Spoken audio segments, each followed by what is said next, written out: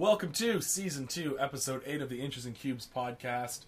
Your Toronto-based, for this episode, 30K podcast. We're coming at you from Adam's painting room. Woo! As always, it's me, Point and Click Nick. Me, Mr. Fistball Fowler. Connor the Hair Collie, and Adam the Truest Axe. I thought I came after the intro.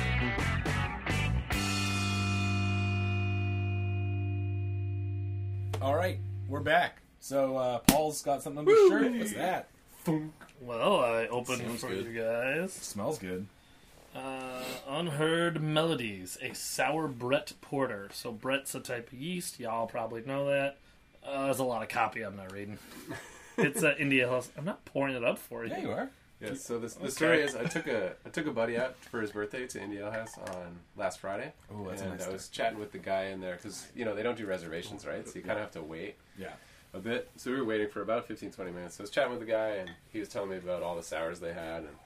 And I was like, okay, cool, I'll check it out when we're on our way out. And then I went back, and this gal named, I think it was Christy, was like, I was like, yeah, we're going to review this on our podcast. And she was like, oh my gosh, I better make sure you get some really good beers. Nice. Yeah, you better, Christy. Yeah, exactly. And so I ended up picking up these two. She was like, here's my top Does this 3 game out of the pick it up 5 better? sours. And I was like, when it's 3 out of no. 5, that's still a Let's see big it. range. But, I'll go for it. Yeah, I'll try Nice. it. So, in case you missed it, before the musical break, we got a special guest here. Connor, again. Well, just a guest. It's me. Special to me. He was here last week. It's like when you go to a restaurant, they're like, everything's on special. So it's not special. yeah. Aw. 2 weeks in a row is pretty special for me. Yeah. So yeah, we're going to be talking about the Horus Heresy campaign in a day. We ran on Saturday? Saturday? Yep. Feels a while ago now. Played a lot of Warhammer in the past 2 weeks. Yep. Man, yeah. Just so much. I went from playing no games to getting Like 6, 7, 8 games in 2 weeks. Yeah, and you hadn't played games for like a month. I know. Now That's I'm like- back in. When you think about it, that's like almost an entire day of Warhammer. Just like 24 hours. Yeah. Ooh. Love it. That's what we're going to do. We're going to do the insanity challenge Hey. at the cottage. What's the insanity challenge? Just 24 hours straight of Warhammer, midnight to midnight. I don't think I want to do that. I don't want to do that either. That's a bad idea. Go jump in a lake. Yeah. I say stay up. But yeah, so we're going to talk about the campaign, our games, lessons learned, how we can improve it. Fun And- stuff. and just fun crazy stuff. Yeah, Do that's, we have a fun time? Do we have a fun time? Whoa. Oh, So it begins. I'm losing my voice, so... no, if whoever comes up with the best fun time idea on the Twitch chat gets to see Paul's nipples. Just one. So let's see. Saving the other one for marriage. Some hobby desk. I'll make it Or next quick. week. I don't have any hobby progress. Cool. Cool. Adam, what hobby progress you got done? Yeah, so hey, if you're interested in actually seeing our hobby progress, then check us out on Twitch every Tuesday night, 8:30. And if you're already on Twitch, it is in Nick's crotch. That's where the pics are.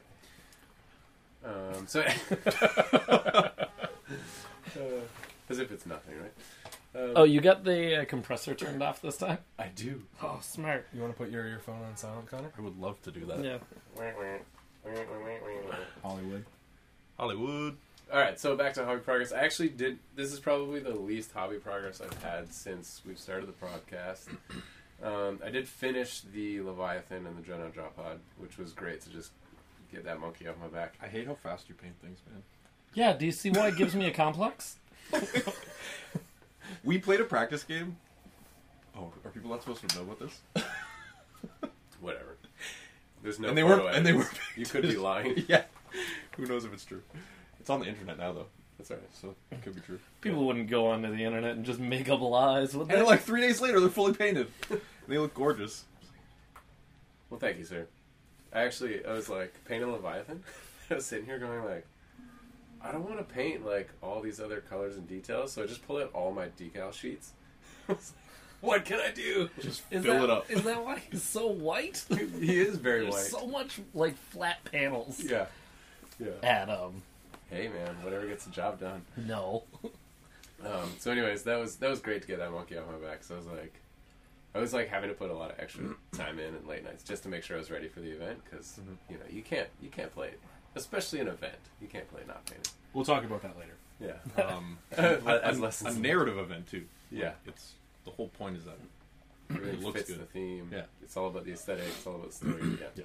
Yeah. So then just minor things with commissions for the Dark Angels I'm working on. I what do you call it? Gloss varnished them, got the oil wash on, and then cleaned it up, which is a big step. So really excited to get some highlights on these guys. And then got started on a little tiny shade spire force for somebody. Those like corn chaos dudes with the crazy ponytails and whatever. Yeah. Yeah. Army full of Kratoses. Yeah. Yeah, he's getting them bolt pistols and they're corn berserkers. Mm-hmm. It's without power armor. They don't need it. You can use the blood warriors. Yeah, they look really good. Yeah, those are good armored dudes who use those. But anyways, he gave me like one painted model and was like, paint it like this, and it's less ideal as a commission painter to do color matching to somebody else's scheme. Like I'll color match my own scheme, but it's just like less. Your style's also going to be a little bit different too, Exactly. right? So for me, it'll be like, yeah, this one looks different. Yeah. One guy though. Yeah. Just strip it and paint it. But Right? See if you notice. but all of the ones I painted look better. Yeah. Could just do the extra $20. Anyway, doesn't matter. It's when you get excited about painting models, that's kind of what happened for him. He's like, I'm excited to paint my Shadespire guys, and he's like, paint the rest for me. Oh, jeez. Yeah. Anyway, that's it. So cool. What did I work on? I was saying I don't know how you guys do Hobby Desk every week because I was scrambling to have stuff to talk about. We're planning like a short little campaign of fun narrative stuff for 40K. So I have a couple of scout squads that I primed up, cleaned up the metal models, have a converted librarian that I primed up for that too. He's got like a green stuff like flame in his hand, so I'm pretty stoked to paint that actually. It's gonna be like a scout force, so I have land speeder storms. They don't come with heavy flamer. Big. Called just like the turret weapon. Yeah, the underslung one. Yeah. So I converted one out of the heavy flamer bit that comes on the old Chaos Rhinos. Yep, Oh, yeah. that's a cool bit. Yeah. It looked Like the pretty combi flamer one. cool. Yeah. Yeah. So I just filled the hole that the bolter part's supposed to fit into with green stuff, and then just clipped the gas tank off of the same bit, and just stuck it to the side. Nice. Yeah, that reminds me. I had to do multi-melts for my Rhinos. So I did those. Those are good too, actually. Yeah, I really like They're that. like the hull mounted, they look like the Chimera ones. They sit on the front of it. Yeah. it looks sweet. It was a really smart Yeah. way to do Very it that fast. I might Just steal. clip it on the angle, and it's good. I really like the pintle mounted one, but you gotta buy the pintle mounted kit. Yeah. Yeah. Yeah. So that's a nice conversion you can make from any multi-multi you have. Yeah. Yeah, it looks sweet. And the reason you remind me of it is because I had that bit out on my table, the one you were just talking about. Oh, yeah. I was like, how do I turn this into a multi? Because I'm kind of starting to run out of them too with all my sister Yeah, stuff and having to. Yeah. Use the heavy bolter, man. Yeah, Yeah. Works for everything. man. Well, he used the heavy bolter for the missile launchers. Yeah, no. I'm starting to run out of those. What else did I do? I think that's it. Oh, I converted actually. I just wanted to practice reposing models, so really cutting stuff up and using pins and green stuff to repose stuff. Following that guy on Instagram, Anvils of Konor or whatever. Yeah. It's just so cool how unique his models are. So I just wanted to practice that. So I took all the 5 scouts minus the driver from the Landspeeder Storm kit and just cut up and reposed all of them. So there's a picture in there. Yeah, they look really good. I gotta say. They were fun. And it was good practice because I think green stuffing the cloth is actually a little bit easier than doing power armor stuff. Yeah, cloth. It's a little more forgiving. Yeah, because you can just blend it into a fold. Yeah, rather than- I can just copy the ripples on the other side of the pants. Yeah, that makes sense. Yeah, so that was really fun actually. I'm really happy with how they turned out. Yeah, you should be. What do you guys think of this beer? I like it. Yeah, it's good. It's Yeah. different. It's it's a mix of. Like a Like dark sour is not Yeah. the usual, right? no. So it's kind of interesting. Like that. It tastes like a porter, but it has that citrusy of a sour. You have a little bit of tang. Yeah, or it's weird. It's like a chocolatey sour. Hmm. What have you been up to, Paul? I hear there's a certain special someone in your life now. Well, he's about 10 feet tall, and he's got white hair and loves gold. Silver fox. I started assembling Dorn this week. I'm going really slow with it just because there's a lot of dry fitting. Oh shoot! Any It's okay. Share love. any high cost model, I don't know about you guys, but I always get like mildly terrified when assembling stuff like that. So That's why I gave Fulgrim to Adam. yeah, so I'm like going real slow. But I noticed that one of the teeth on Storm's teeth isn't fully cast. So I popped off an email to Forge World, and they asked for all the documentation that he was like actually purchased. So I sent that to them, and we'll see what they have to say. But I assume that they'll either replace the part or the model. Part of me, like, obviously I want the full model, but that's not gonna happen. yeah, there's a part of me that I'm like, don't. That is such a crazy business model. Just cast the one sprue. How long did it take them to get back to you? A day. Yeah, they're really. That's good. really good, actually. Yeah, like I can't say enough good about their customer service. So, but you were saying the head is on the same sprue Yeah, as the head's on the sword? same sprue as the sword. So if they just send me the sprue, I'm going to do an alt head with mutton chops. I'm just gonna, Green stuffed hair. yep, love green stuffed hair. I'm just gonna green stuff mutton chops on the second head and magnetize it. Nice. Nice. Yeah, I got the aggressors on bases this week, just because when I was doing the scouts for the event, I did like a big batch of bases, so I don't have to like keep building bases, and It wasn't because we shamed you into doing it last episode. probably that as well. Subliminal. Yeah. It was pretty explicit. Yeah. Yeah. Subconscious is what I meant. Yeah, it was pretty, Gotta paint lots of bases. pretty liminal at that point. Yeah. Yeah, so I just got those on bases. I also managed to snag the event-only Ultramarines Herald at our 30K event. So I was... Such a weird model. He's super weird. So like, it's a weird pose, the face is weird, but His once... sword arm is like all gimpy. Well, it's like he's holding it behind his back and, like, kind of leaning on the sword, but the rest of the body's the not... weight is Yeah, because, like, one foot's up, but the weight is back, so, Yeah, like, it's just- it doesn't really jive like that.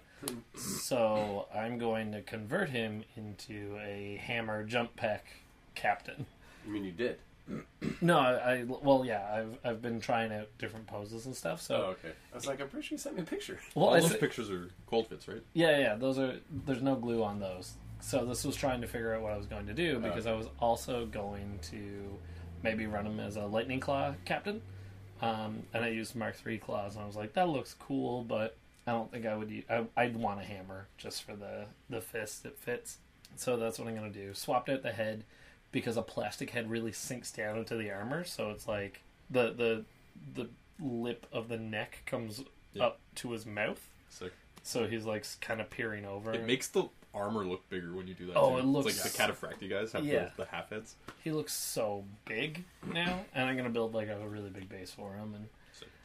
yeah, and he's going to be the captain for that small little narrative campaign. That Dude, Jump Pack Thunderhammer captains in 8th are so wicked. So- They're so cool. And Connor just gave me a pointing hand so I can like Jose Reyes him and have him call his like home run. Just be like, this is what's up.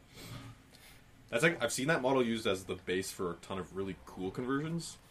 So like as weird as the model is, I think if you just swap both the arms out, it's actually the armor looks really cool. Yeah, the armor's cool. I'm gonna keep the arm just for the hammer, just because it's got the shoulder pad. I'm gonna Dremel or carve off the Ultramarine symbol Yeah. and just pop a fist in there because it has a big laurel wreath.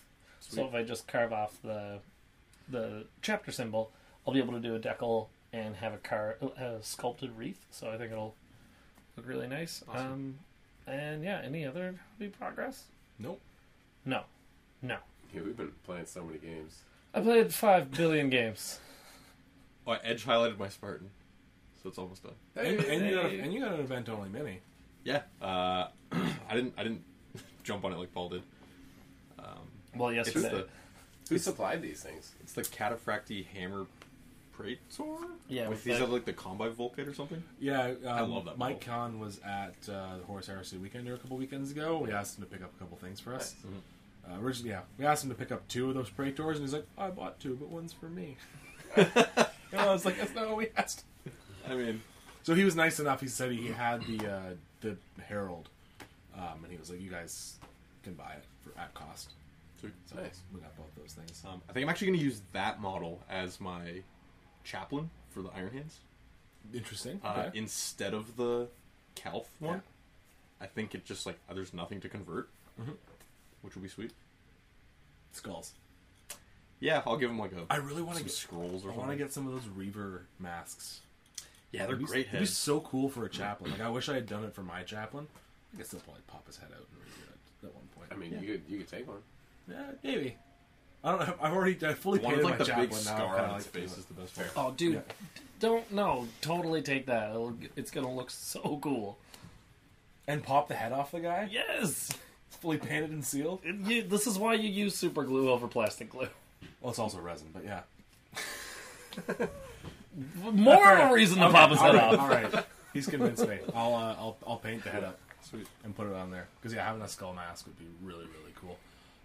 Yeah. So games played that weren't during the event. Nope. Nope. I got one. Yesterday, I played Victor for our league game. Victor brought out the Dark Angels. It's the first time I played against those, and oh boy, are they tricksy. Did he use a lot of plasma? He used a lot of plasma, and Did he make them all have 3 damage? no, he didn't do that a whole lot, but he would stay still a lot and just re-roll his ones to shoot. They can do that without characters. Yeah, so that's if so they cool. if they don't move, so I was getting like I ended up taking it just because we were doing Scorched Earth, and for some reason I keep playing that mission. Like it comes up in my life. Which one's Scorched Earth? 6 objectives, any that are in an opponent in a Oh, you can raise them. yeah, you can Yeah, burn yeah, it yeah. if they're in the deployment zone. And it's like consecutive points for holding. Right. Yeah, I like that one. I love that one, and I've become so good at it. Like I just know how to do it so well. That's so weird because your army is like, I guess you have the Land Raider and stuff. No, I was like, playing Necrons. oh, okay. So Also, you can jump around. The rates are fast. dude, Yeah. It's pretty good. it's weird that my Necrons are the most mobile army I've ever owned. It's a lot of skimmers, I guess. Yeah, and like the Veil of Darkness. yeah, Yeah. the 20 Veil of Darkness. the My old friend. the Satan just like again went around just bashing Bopping people. Yep, bashing people in the head. He survived. Oh yeah, It's like the first game that I played against it with my guard. Like the Ogrins just killed him in one go, and I was like, "Man, Satans are kind of garbage." And then he just rolled me. yeah, because I like underestimated him for sure. dude, because like against the like Ogrins, there was like 4 of them or 3 of them. They were like comboed. They had the priest and the psyker. Yeah, Oh, and like yeah. I just So couldn't. that extra attack and just 2 up armor save. yeah. The 2 up invuln. One guy has a like 3 up in. Yeah, so like Yeah. I just ate it, and then yeah. the bullies just pushed his face in because he's only got a 4 up save. I think they were in a Chimera, so you had to like charge the Chimera with him, and then Yeah. they got out and killed him. But I found out how dangerous 10 Deathwing Terminators can be. That's such a blob of Oh, Terminators. So they pop down, How many and points is that? a I lot. don't even want to think about it. So they pop down, and he popped the stratagem where they immediately shoot. As soon as they came down, I brought down the death marks, which say they immediately shoot. So we were like, which one immediately mores than the next? So what we did was said That's a good question. Do you that play it like Magic? we You just stack. we essentially resolved it simultaneously. That's fair. So we were saying like, all right, my guys can shoot your guys, but if I kill any, they still get their shots at your target. Do it like initiative and 7 or something. Makes sense to me. Yeah, that was it. Like without, I would have done it as like a stack where you take the last thing first. Yeah. I think order of operations though is like he drops down, My guys come you in, drop down when he drops, and then he declares that he's using his stratagem, but and then he it gets to says shoot when first. they drop, you declare it, and they immediately. but mine says when they drop. It's just completely ambiguous. Yeah, because there's no degrees of immediate. Yeah. So we were just like, let's do it like that. No, I guess the best way to resolve it. I don't. In a friendly game of hoop. Without reading the stratagems like up close, I don't think there's any way to really figure it out. But yeah, just so many bolter shots, then 2 assault cannon shots, like just wrecked the. Is that 40 bolter shots? Yeah. You sounded so sad. At 12 inches, Yeah, re-rolling ones, re-rolling ones to hit and wound, because he also brought down a lieutenant with a jump pack.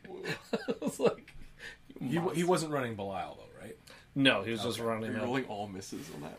All misses and all wins. And so and then they get to shoot again, then shooting phase. Right. Okay. So he just nuked the Tesseract arc, like the Forge World one. But I had bolters. With bolters. But I had deployed smart. See? Because I'm smart. I did 3 objectives all together and blobbed all my infantry on it. Yep. And then put the Tesseract arc over far away from that. So if he took the bait. Yeah, so if he tried to come down and get the objectives, I would just point that out and just start like zapping dudes. Yep. Or he had it's a Kobayashi Maru situation. Oh yeah, it's like you're gonna take it in the shorts one way or the other. I just gave you the choice. Yeah, it's like, do you want 40 negative one-shots hitting your Terminators, or do you want to kill the Tesseract arc and take the loss? Yeah, so we were neck and neck up until I was able to dig some minimum plasma tactical squads. So he did a tactical and a combi. Yep. He did a plasma and a combi plasma. So I was able to just dig those off the objective. Excuse me. And then, like, as soon as I raise that, I'm getting 3, he's getting 2. And you got the points for raising it. Right, so that's like... He just couldn't kind of catch up at that point. But he played well, and like... I don't know why the internet hates Necrons so much. I think I feel like they just are good. Yeah. I don't know. Like, I don't know what the problem is. Like, I know how I would change my list. You don't know what the problem is with the internet? No. Well, there's more than one, but... Yeah, but yeah, I just really like Necrons a lot, and I can't wait for the Codex. I'm still, like, every time right before I play them, I'm like, maybe I'm going to sell them this time. And then, like, I play them, I'm like, I'll never sell you, you're the best. Do it for the lulz. So I had a really fun game. Our D&D group canceled. We couldn't get enough people together, so Nick Wilkins was like, come on over to my place, let's play a big game of Oh, I forgot you played this game. And I said, okay, we're good for anything? He said, yeah, we're good for anything. So I finally got to roll my 3 super heavy list. I played the Knight, the Brass Scorpion, and the Falchion. And how many points did you play? 3K. Okay. So that made up 2,000 points. And then I had some Noise Marines, some Cultists, the Whirlwind Scorpius, the Demon Prince, and the Sorcerer. So you had a battalion on top of it? Yeah. Oh, you go to hell, Nick. What did Nick bring? Nick brought a Knight, a Predator, a Storm Raven, a Storm Talon, a bunch of tacticals, a Venerable Dreadnought, and a Chaplain with Terminators that went into the Storm Raven. Oh, and an Ironclad Dreadnought. So basically, he got to go first because he started deploying first. And we had the same number of drops, and he was just on point. So his Predator with 3 last cannons and the Venerable Dreadnought killed the Brass Scorpion in one go. Nice. Dropped 20 wounds off it. It's got a 5-up invuln. It's toughness 8, and they just dropped it right away. I was like, oh shit. That's like, 600 points or something? Yeah. And it blows up on a 4-up. Oh. And it was in the middle of my arm. My Demon Prince was standing right behind it. I'm like, oh, no. So it didn't blow up. I rolled it. I rolled a 3, and I'm like... You command point that for sure. Oh, yeah. Oh, yeah. Then he was able to strip 12 hull points off the Knight in the same first turn. What? Knights have 24? Yeah, so he got it down to half. With the Storm Raven and all that. And then I got to go, and the Falchion just blew up the Knight. In one shot. Yep, it'll do that. Wait, what does its gun do? It's in 40k? 2d6 shots. Okay. Strength 16. Okay. AP negative 5. So best of everything. 2d6 damage. Reroll fail. Not take the highest, just straight 2d6. Straight 2d6, and reroll failed wounds against Titanic vehicles. Oh my god. So it just murdered. It did something like 29 hull points of damage to the Knight. Yeah. Whiffed on his last cannons against the Storm Raven. The Demon Prince was able to kill the Storm Talon. What else happened? Did Demon Prince kill the Storm Talon in charging it? Oh, it's strength 8, wounding it on 3s. It's toughness 6, right? Toughness It has 6. 10 wounds. I ended up getting like 4 extra attacks, so it got him up to like nice. 12 attacks with the Demon Prince, and he just brought it down. Yeah, especially if it had his wings. And it's fly. That's the only way you get in there. Yeah. 2 damage. 2 damage apiece, got in there, brought it down. Then it just became a slugfest. Like the Venerable Dreadnought with a captain next to the Predator, because they were just firing at the Falchion. The Falchion was firing back. But then each turn the Falchion just killed something. It was like Land Raider, Predator, Dreadnought, other Dreadnought, and then eventually I was just firing at Marines with the Volcano Cannon. But he actually did really well. No, we played Maelstrom of War. I just want to make like 10 6-up saves on one Iron Hand guy. But no, so he brought the Falchion down to 12 wounds by the end of the game. How many does it have total? 28. And I had that. I had the Falchion at 12 wounds and the Sorcerer left, and I only won 12 to 8. We played Maelstrom of War. It was a really fun back and forth game. He had a Redemptor Dreadnought too. Nice. And I got the Noise Marines to kill it with the +1 to wound firing twice. Finally. I got out of the Rhino right in front of it, like, I'm going to do this. And they just unloaded on it. Because I know you hate mine. Yeah, so I was able to kill it. They're easy to kill, but you have a sweet combo for keeping that alive. It'll always have a 5-up against the Noise Marines. Yeah. I run mine with the Daredeo to give it an invuln. Yeah. Yeah. But they only have max -2. Yeah. So like the Daredeo does nothing against the Noise Marines. But he had Iron Hands too, so he was rolling the 6s. He rolled like double 6s a couple times on his like.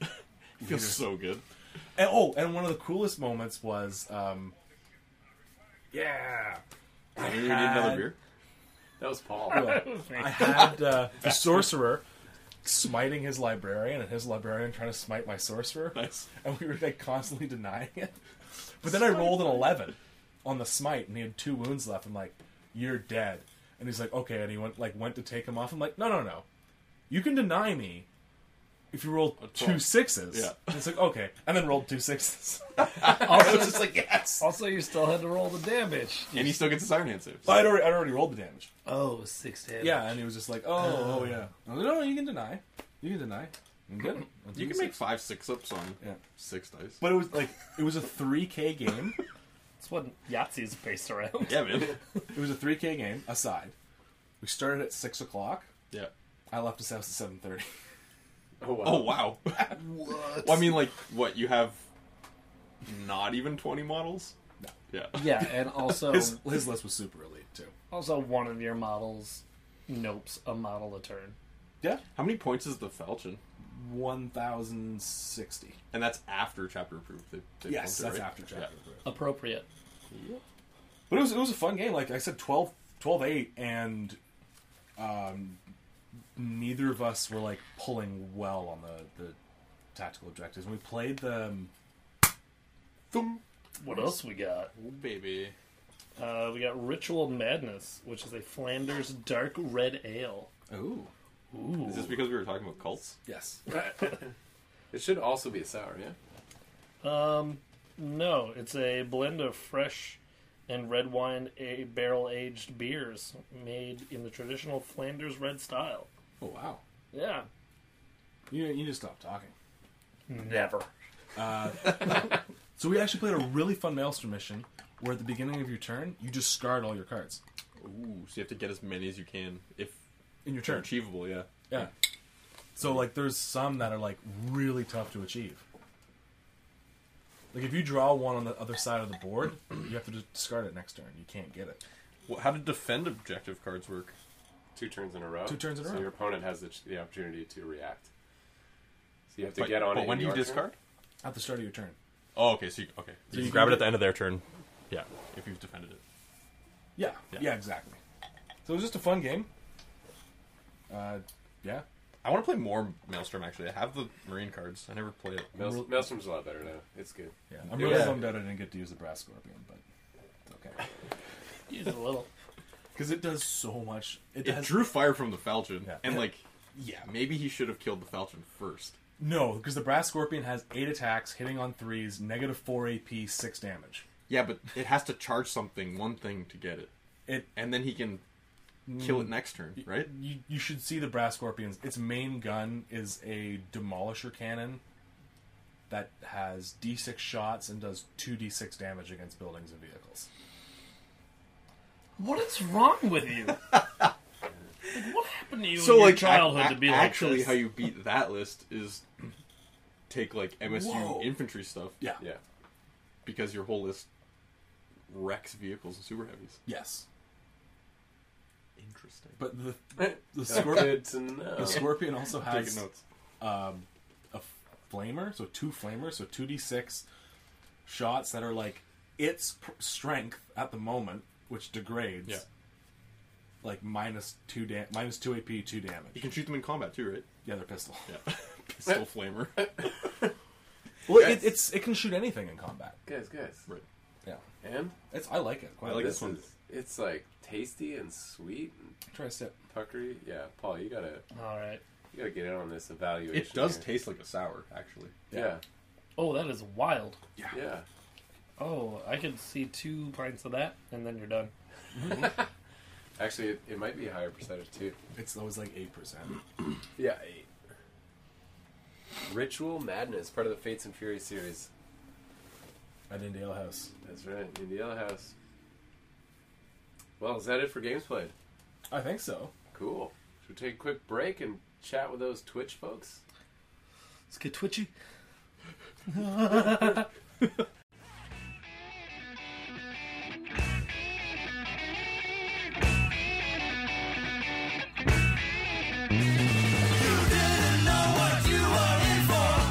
Battle Brothers Studios, a commission painting service passionate about making your miniatures and your gaming table look great.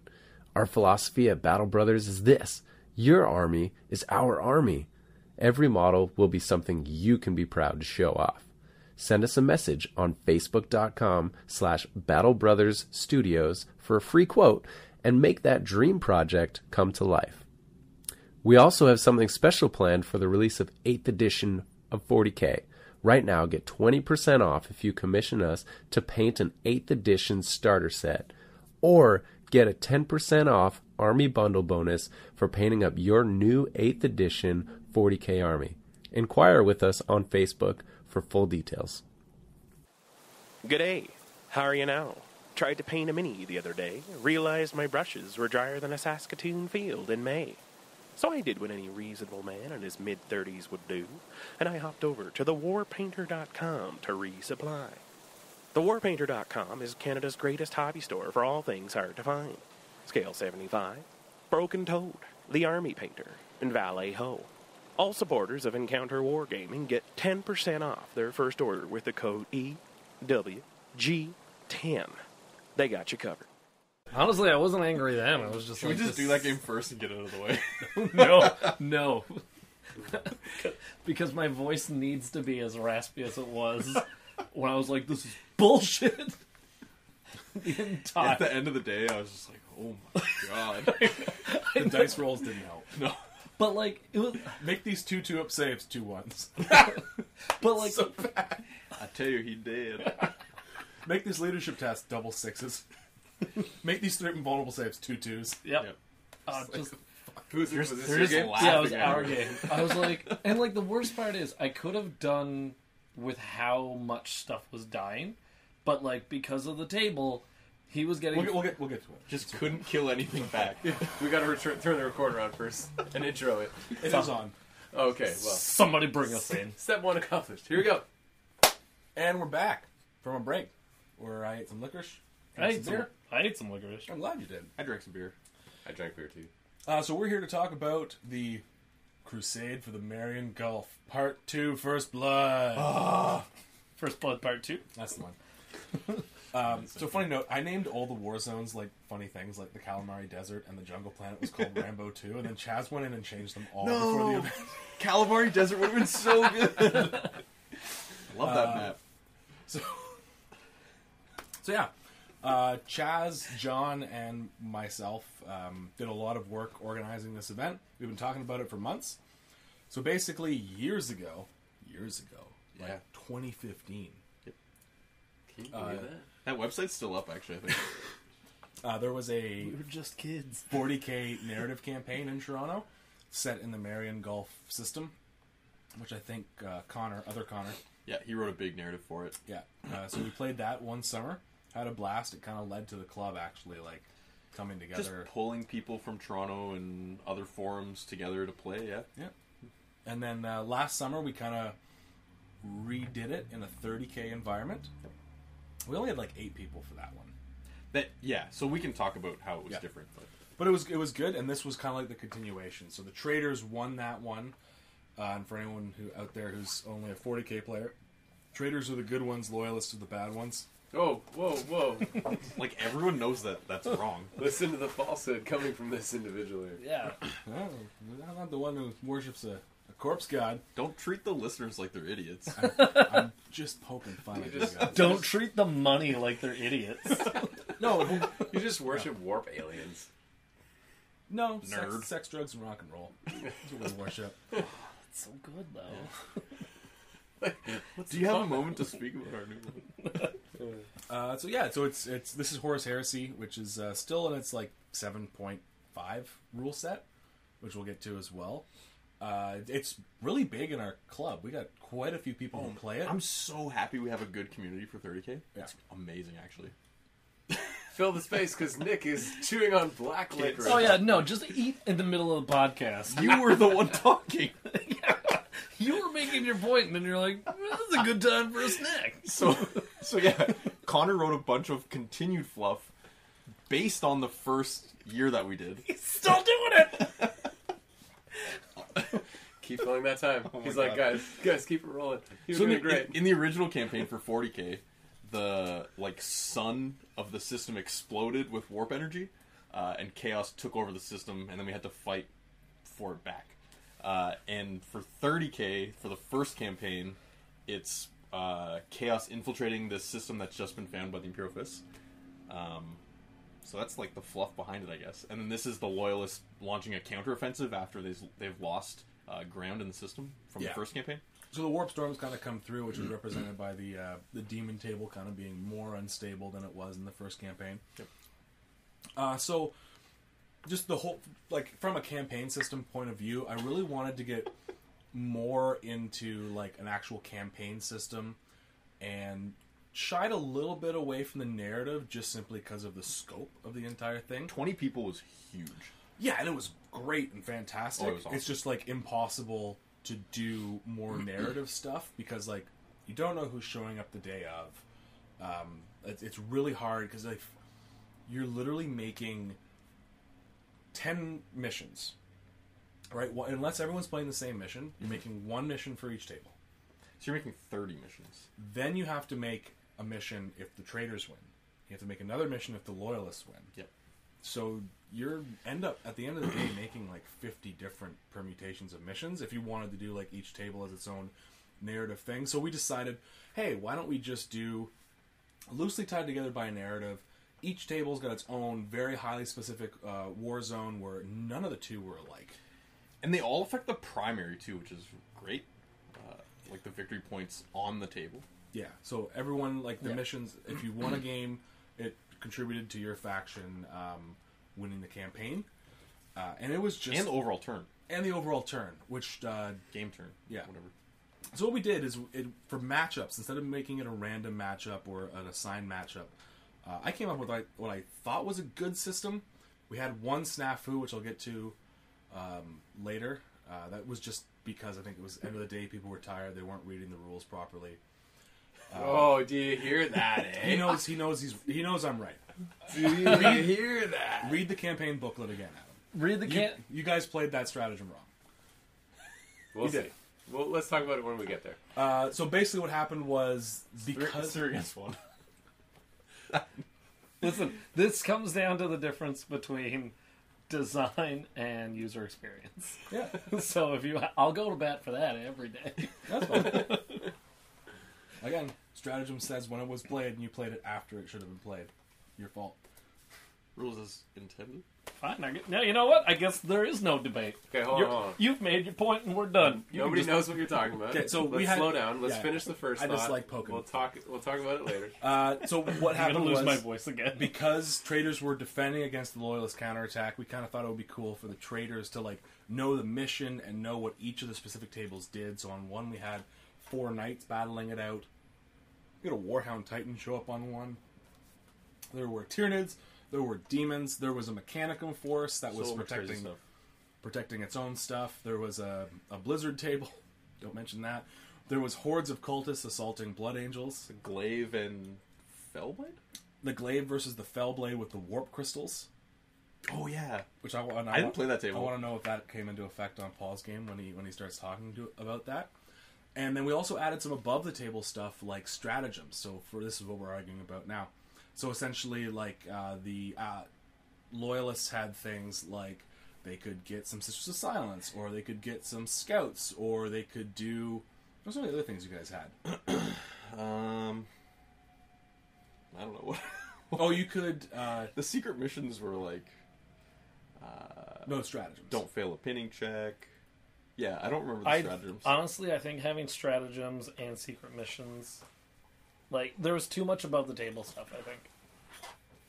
No, I like, think it was good. We were supposed to have one person that like really read it as like the leader of our 10 people to just like pull it all together and be like, all right, everybody come here, we're going to do a huddle. Yeah. And it's hard for that person to kind of really get everything. Yeah. It is a lot. Yeah. But anyway, so each side had 5 stratagems they could use.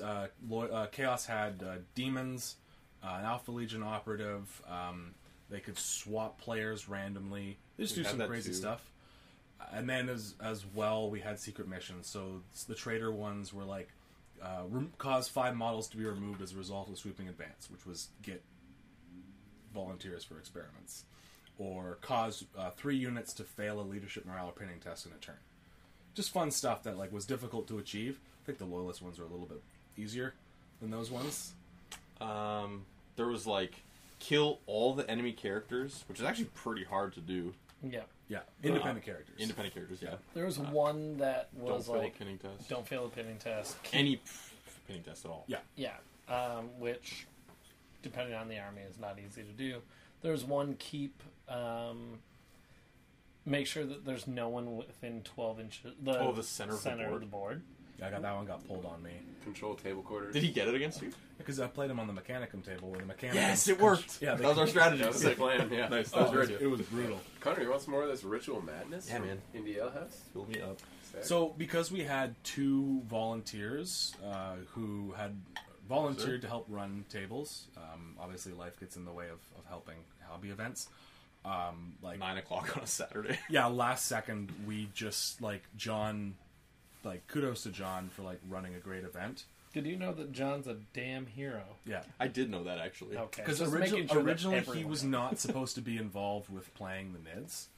He was supposed to be helping facilitate the stratagems and stuff, and I think that's where that stuff kind of fell through, is because you needed that one person to go to the loyalists and say, "Hey, what stratagems are you using?" And then before pairings were decided, the loyalists had a stratagem, whereas before pairings were decided, one loyalist player could play it, and they got to pick their opponent. Now, again, end of the day, we didn't have someone doing it. It's nobody's fault. We're all learning from this. We did all the pairings, and then you were like, "Oh, I get to pick my opponent," and it was like. So the way we read that was when pairings were declared. I know, but it clearly said before pairings are decided. Yeah, but I know. It's like... But here's the thing, is your War Master asked me specifically, and I said that one's an exception and needs to be played before pairings are decided. Well, it's okay. It was just... We are merely bystanders. Yeah, it's totally fine. Like I said, we originally it was planned for that there would be somebody there to facilitate these stratagems being used to stop something like that from happening. It's tough. I think this is where the user experience thing comes in, is it's tough to do that before we have our huddle. Right? Because if we're not doing a team huddle... You didn't need to do it. We needed to come together while you guys were together deciding that. Yeah. So we have to be like, what are we doing? And then we decide it. And if... Because the plan was, we're going to make this person fight someone with Psychers. Yeah. and then we're also going to use the No. Sisters of Silence stratagem. I get the so plan, it's but- like you have to huddle to make But that think of plan. it from a logistical standpoint. If you say, if we have to pick our opponents, and then we come down and you go, oh, I get to pick my opponent, now that means we have to go back upstairs. He But- wasn't not thinking about it that way. He's exactly thinking about it that way. Yeah, We're saying thinking about it we need to how- make the plan you, first. you have to No, look but at both listen. sides. Listen, Shut up! Stop telling me this what is, I did. This is the point. This is the point. This is the point. John has to come up. John should have been able to come up to us. Yeah. Like 5 minutes into our huddle and been like, "What stratagems or special missions are you guys using?" And then we could be like, "Oh, this is our plan for the Sisters of Silence and choosing an opponent." And he'd be like, "Okay, I'm gonna go upstairs and tell them right now Yes. that this person is facing this." Because person." what I was saying, Yeah. Jordan, is that these two decisions are being made at the same time. We're picking tables and we're figuring out Yes. where we're going to do that while you guys are picking your opponents. Yeah. So it's not like there is a phase before that happens where we get together and have a pre-huddle to the huddle. No, I know. So it's like, But what my problem is that everybody had already begun their matchups and said we go to this That's table. what I'm saying. go It to has that to be table. done in the Yeah. in the. that's clearly the problem. We all understand that's Yeah. the problem. Yeah, but I'm just like I'm saying I don't know how that could have fix been it. resolved. yeah. Yeah. John has to come up mid of your huddle and be Yeah. like, "Hey, this is what they're doing. yeah. They've had part of a huddle and decided that." That's what I'm saying. Yeah, which and is You have to have that third party. Yeah. So yeah, so it was a final thing. Everyone used the stratagems in the last round too, which was not the plan. Yeah, we I think used two previous, and I don't think you guys even knew that No, because we intentionally used two previous to draw out the. we were trying to make you switch our things. Yeah, No, what did random strategies did stuff? you use? I don't even know what they were. Yeah. It was like I was like Matt just use two. One each, one a game. Yeah, it was like we just need to use some to pull out the random one because we really want to use the Sisters of Silence on the Thousand Sun guy, and so we want to draw out the you have to switch that one to a random table. Yeah, Yeah. which was a good plan. Yeah. But then you guys saved all of yours until the very end too. Yes. Yeah. Well, I don't even think you knew that we used stratagems. Nope, I had no idea. Yeah. So there's clearly a Yeah. there needs to be something built in, and so this is good if we're like teaching and people want to learn from our experience, right? Which is what this should be. Yeah. Um, Counterintelligence only works if there's intelligence Yep. gathered. Whoa. You're so smart. That was a great way to put that. Yeah, but it having separating that phase out into like the team huddles and then the executing, right, would be good, and having like delineated time where the two, maybe even it's like the two War Masters come together, and there's some way that interaction happens with the organizer. Yeah. Yeah. So besides that, I mean, that's just a logistics part. Other things in the campaign, Other things in the campaign, character advancement. Yeah, so we added character advancement. So your warlord was your hero, and if he accomplished specific tasks, which I thought were difficult to achieve but not impossible. I'm not gonna lie, I didn't even read them because my guy's a tank. I got it. So it was like if he killed an entire unit That's good. by himself that wasn't a vehicle. Yeah. Like all models in the unit was removed that wasn't a vehicle. He got an advancement if he killed the enemy warlord. If he survived 2 games in a row, so if you're just keeping your support character back, Yeah, third cool. game you'll have one, and It, then it like gives it to all playstyles though, just sweet. and then have your character on an objective at the end of the game, as long as it's controlled by a scoring unit as well. And these were things like it was random, which I thought was kind of fun. It was everything from your warlord and his unit fire Overwatch at full ballistic skill to once per game your warlord all of his attacks have instant death, Yeah, that's awesome. which is And pretty crazy. the cool thing is like there was 4 different tables, kind of like the warlord traits in the main rulebook. Yes. Like they all have a title of some like strategic advancements or like melee advancements or whatever. And then Yeah. if your warlord died, you got a consequence. Yeah. Did any of your warlords die? Never. Mine died in the last game. Don't. Yeah, your warlord died in the last game. Yeah. My Suffered no consequences. my warlord died first game. He got hit with a breaching charge and exploded. putting that dagger right between the ribs and twisting it. So in the second game, he had the consequence of all enemy characters had preferred enemy my character. Oh, Yeah. gross. Dirty. And his redemption was, so we had a redemption. So you got a random consequence, and you got to pick your redemption. So if you achieved the redemption in the next game, you lost the consequence. And my redemption was kill more enemy models than any other hero in that game. Did you do it? Yeah, because Mike never got his warlord into combat because he was chasing him around the board all game. Sweet. So why don't we? Yeah, so that was it. And then there was MVP squad advancements too. Oh yeah, which are awesome. I got 2 really good ones. Yeah, so you could pick a surviving unit to roll on a random table to get a random bonus that it would keep until it was destroyed. If it campaign. died, then it lost it. Yeah. Point for the next one. Only one such unit can have any upgrade throughout the entire campaign, because there were some pretty dumb things that happened. Both my units of Cacophony got Sniper, which is just disgusting. Oh, because one survived, you gave it an advancement, and then the next one survived, you also gave it. And they both survived all 3 games. Oh, you mean no 2 advancements can be in your army? Yeah. One advance. I think you like pick a new unit, roll, and then decide if you want to switch to the new one or keep the old one. Yeah, that's a good way of doing it. Yeah, but just one unit can have an upgrade. Yeah, I had ballistic skill 5 sniper vets, and I had cataphractic terminators with rending combat bolters. Like those were the 2 that I had, and they were so good. That's awesome. And like they're being used on units that are already really good. Like they still had to survive a game though. That's not hurt. Yeah. Cataphractic terminators do not need rending on their twin-linked combat bolters, man. Like, it was so gross. You know what, though? Everybody's getting it. This is the thing, like... Yeah. No, they're not, though. Because if you take it in the shorts in one game and you just get tabled... Nobody got tabled. Got tabled. Or you... Well, your unit that did get an advancement in Game 1 dies in Game 2, then all of a sudden you have nothing. Right, so by the time Game 3 goes, if you had one bad game in the middle, you're going to have... Right, so there's just not enough games, you're saying, to even it out. Right. So that's fair. I think just one unit. I think that's fun. It's like find a balance, and if you get to still roll on a new squad and choose, then you get to still have that bonus for winning your games. Mm-hmm. Right. So you can pick the best one that you think you like.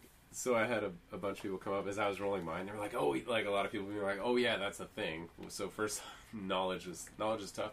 It's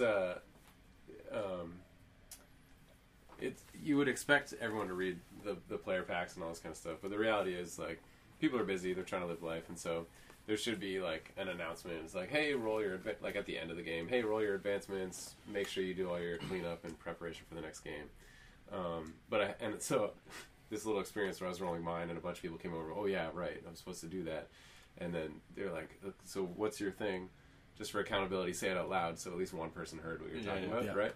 And they would roll it and be like, oh, my Dreadnought just got roll 3 dice, pick the lowest for leadership. Like, Yep. You know, it just doesn't matter. That's why you don't do it on a Dreadnought. But it's also really good because your Dreadnought can have +1 weapons. What did my Warlord advancement? He is a tank for my Red of War, and it was like, if your Warlord or the rest of your army can use your Warlord's difficult terrain roll or run move for all of their roll, and I was like, oh, well, that literally is the only one that does not matter. But that's so good for an infantry character. Yeah, right? It's sick. If you're like, I'm going to move my Warlord first, he rolls a 6 on his run move, or rolls a 1, you're just like, oh, shit. But you can choose to use it for the rest of your army. Or just difficult terrain, you get the 5 or the 6, you're just like, everybody's good. Yeah. Yeah, sweet. Fun little stuff like that. So that was like the campaign system. I really pictured it as kind of like the tables were like Astro style. So there was supposed to be some advancements going on as the campaign went on to kind of escalate the campaign, but with only 2 people helping run tables, it just didn't work. Yeah. There's not enough. Not enough third party, which we already talked about. But like the Gene Stealer table, did any of you guys get to play on it?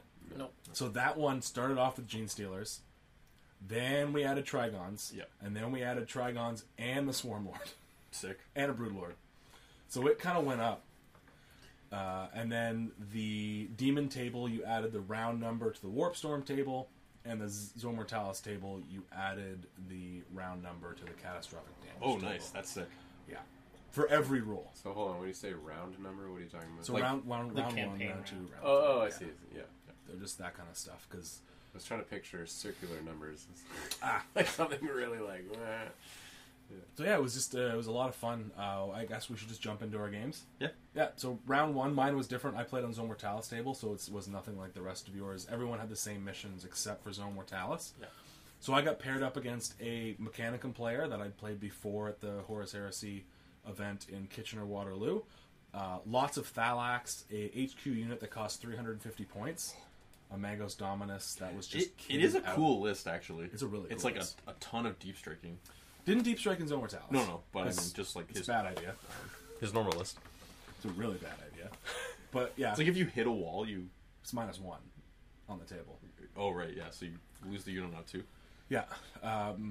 So Thalax, Ursulax, which are like Iron Man with Power Claws, they've got like the thing that can do like a Strength 6 AP2 instant death hit with 1 attack. And he was funny. He was just like, "What are your stratagems?" Because you can pick stratagems for Zone Mortalis. He's like, "Oh, I just took 6 breaching charges." And I was like, "Oh shit!" Because breaching charges are just you pick an infantry model that's not a character. Instead of attacking with his regular attacks, Small blast, you right? roll to hit. If you hit, you just place the small blast anywhere in base contact with the model, and it's a Strength 8 AP2 at initiative small blast. And if you miss, it scatters a random distance. It scatters. You can hit your own squad or yeah, yourself it or can like scatter back. So basically, we played Enemy Unknown, which was all units are represented by blips until they move into line of sight, and then you simultaneously reveal what they are. You've written them down ahead of time. That's so good for Zone Mortalis. It's so much fun. Saves so much time. It does. It's a little ambiguous for like how you then deploy that unit out of the blip, but that's a whole separate thing. I always take the one where I get to lock, like, D3+1 doors. That's so. Yeah, that was a stratagem. Yeah, that's what I used as well because that one's awesome. the Zone Mortalis mission, I made it so all the doors were all locked. It's both sides trying to get into a station. So the doors are all locked. The defender can open D3+1. Because the traders were defending in Mission 1, because Yes. you had won the previous campaign. Yeah. But it's just like the game was so swingy. So I had the Contemptor Dreadnought right at a door that I had unlocked. And there was 2 blips on the other side. Didn't know what they were. He didn't know what I was. I had the door. He would have had to blow open the door in shooting or combat, which means he couldn't have charged the Dreadnought. Yep. But then we rolled in the catastrophic damage table. And we got the power surge, where the doors randomly open. And then you saw each other? And the door opened on his turn, and it was his Magos Dominus. Oh, and no. a squad of Thalax, and my Contemptor Dreadnought's just like, uh-oh. And then just ate an Inferno Pistol. I'm already dead! He just lies down. You got me! But yeah, no, Mechanicum is... Yeah, it's like you played paintball. I'm already hit! Mechanicum's terrifying, because like my Praetor and his Terminator squad charged around the corner, and it was just like, that's a squad of... 6-man squad of Thalax, 6-man squad of Thalax, and a 3-man squad of Ursulax. I'm just like, oh shit.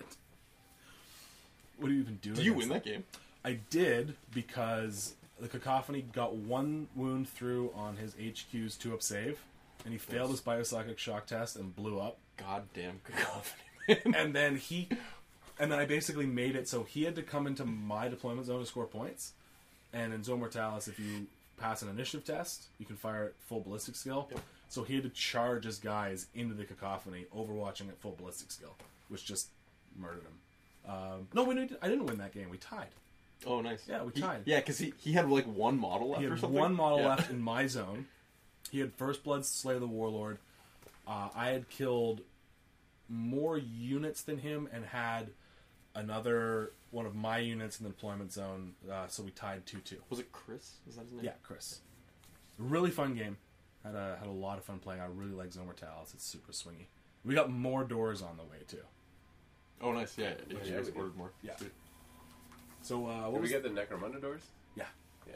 we still haven't come in yet. So what was the first mission for you main campaign guys? We were attackers, and we had to choose a piece of terrain outside of both deployment zones.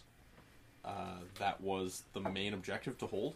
That was it. It's just you're fighting over one objective as the attackers. So it'd be like a relay station or whatever it was. I don't know. Yeah, on ours it was kind of funny because it was like, I guess it's this ruin. Yeah. Yeah. I played on the desert table, so mine was like that big line of sight blocking building. Yeah. So it made a little more sense. It was like, well, this is a really important pile of stuff. There's Pile something of cool rubble. in there. But yeah, there's something buried. There's a safe, Whatever. like Fallout style. Yeah. There you go. There Easy. you go. All the Easy. goodies. Forge that narrative. Yeah. Who did you play in your first game? I played Jay, and we played on the the super heavy table with the glaive and the Fellblade. Fellblade. Fellblade. So the idea was that there was a super heavy phase where they were shooting at each other, and the way it worked is every 2 hull points your army took off of the enemy one, you gained a victory point. Yep. So that's, I kind of realized, like, alright, I'm going to be able to hold the objective. I'm definitely going to get that secondary because I wreck tanks. Like, it's how I do. Well, you have Tank Hunter, right? All your Yeah. heavy stuff? But, so I just had the Contemptor Dreadnought, like, hiding, just taking pot shots with the, Well, the Custodes one? yeah, the pot shots with his, like... His laser spear. Yeah, so it's like sniper shots, really, because it would be like, look, a Dreadnought. He's sitting on the 2. Yeah, it just blows it, like, completely up. D3, Strength 9, AP 2 at 36. That's dirty. Yeah. That's and, like, dirty. 36? That's yeah. dirty. Oh, it's rude. Their bikers all have that weapon. Yeah, but I wasn't running that. Yeah. And then, like, the rules were that the super heavies had to move until all of their weapons were in range of each other. Yeah. And the thing that was nice is that this has a battle cannon, the one that I had to kill, so it kept having to come forward. Oh, Demolisher cannon. Demolisher cannon. 24. So, like, I just had that Dreadnought, like, waiting. And as soon as he was in charge range, like, I walked out and just beelined straight for it. Let the people know what he does in combat. When he hits on a 6, it does a strength D hit. When he hits, not when he moves. Not when he hit. Yeah. And so just, like, picture a Contemptor with a spear held like a baseball bat. Just, like... Killing a Over tank the top. Oh, no. 10 times the size of him. Yeah, just a 30-foot spear just carving the side out of this, like, Baneblade chassis. So you got the deal. Yeah, I got it. It blew up. He didn't take a lick of damage, so he's just standing. Oh, wow. Just, like, standing there, this spear It's amazing. on fire. So I played that on that table in round 3, and when I blew it up, I lost half of the things that were around it. That's how it's supposed to be. Yeah. Oh, like, supposed a to be. lot of stuff died, but, like... It's just not the wasn't yours? Contemptor. Yeah, the Contemptor was He fine. just, like, smacked it and turned around and walked away. Didn't even look at the explosion. Yeah. Yo, guys, did a fly land on me? What's Yeah, wrong, what's wrong what's with up? you, man? Why are you dead on the floor? So that was really rad. The Custodes are just crazy in combat. Jay did really, like, all of his stuff was well. Every unit sort of did exactly what it was supposed to do, but I was just able to dig everything off of the objective, just because that's what we do. They're like guardsmen with no save, and you're Custodes. So Yeah. That's yeah. Well, like, I ran a squad of veterans in there and cleared it out, and then the Custodes came down and, like, sort of acted as a bulwark before anyone could get to the objective. Nice. So they were just carving up people. Yeah, John has a good point. It's like, I don't think people realize the Fellblade has a massive blast shot that if you wanted to, you could just place it anywhere on the glaive and hit other things. Yeah, no one... And, like, I noticed that, and I was like, I ain't telling anybody that. The rules are right there, though. Yeah, like, I read it, and I was like, That's okay. So my first game, I had something like that happen where I was playing on the night table. So there's 4 knights, one in each corner of the board. 2-on-2. They're fighting, yeah. The loyalists have 2. Each side has an errant with the melta cannon and a reaper chainsword, and the loyalists have an Acheron. Yeah. And the traders have a Styrax. And so it's the same thing. There's a super heavy phase, so it does movement, shooting, charge phase for all the knights, or no, for the, like, player's turn, knight side of knights, before that player's does any part of their turn. So I was playing Adam and his Iron Warriors. Beautiful. Not me. No, from the Kitchener Waterloo. Beautiful Club, I Iron guess. Warriors. They're Oh my God. they're amazing. They look so good. Yeah. Yeah, like, his painting style is completely antithetical to mine, but it looks so good. Really, I think it's similar. Like, it's hyper realistic. Like, I look at that and I'm like, Someone was telling me after the Waterloo event that he uses, like, watered down India ink to wash his silver. No, he does, like, super stark highlights. Yeah. His is more like mine, like the hard edge highlighter. I don't know what I'm which talking I about. really Yeah, love. and, like, super clean. yeah. Yeah. Yeah, like Yeah. no weathering. Like, I really His like glow effects look so sick, actually. Yeah, the and dark blue and to the none of it's on airbrush. It's just all dry brush. yeah, it's all brushwork. So Oh, he what was that? So this one time, P.T. Barnum, who you might all know from The Greatest Showman, is actually a monster. And don't watch that movie because you're encouraging slavery and animal abuse. But anyways, apparently... what just happened? By watching? I have a counterpoint, but we won't get into it. No, it's just a joke, because it's just like, they make him into like this superhero about everybody's different and that's okay, and it's like, you burned down a building full of live whales for the insurance money. You're a bad person. Well, now we're saying, like, you're being mean to whales versus But the whales people. are in the water. Anyway, so in Canada, when P.T. Barnum was traveling around, Burn down a house full of whales? How's that even What? possible? I still don't know what's happening. I can boil water in a paper bag. P.T. Barnum was in Oh, Canada, in St. Thomas, Ontario, and as a showpiece, he ran over an elephant with a railway train. And this is this beer is after that elephant. It's called Dead Elephant India Pale Ale. It's more after the event rather than the elephant, because I'm sure the elephant had a name. We need to go back to Stampede. India Ale House, where it's a lot less controversial. Jumbo. Well, of course he called it Jumbo. I like Better than- Stampy better. Better than Dumbo. Also, there's a long history of like inventors and luminaries killing elephants. Yeah, I think there's a weird fascination with giant animals. Yeah, because like Edison shocked an elephant to death once. With alternating For current, science. because he wanted to prove alternating current was deadly, whereas his direct current was safe. So he'd shock the elephant with direct current, and then he'd shock the elephant with Tesla's alternating current, and it would kill it. And he's like, "Look, it's safe." And it's like, oh, it's electricity. Yeah, but also, like We I can't would- get into Tesla. I would That's have too gotten deep. I would have gotten the exact wrong lesson from that. It's like, yeah, one's awesome and kills elephants, and the other's for wimps. Yeah, can I have the most powerful electricity, Yes. please? It's like when you go to try and open a glass jar and the lid won't come off, so you give it to a friend, and they get it open, you're like, I started it for you. Yeah, the DC really frigged it up. Yeah.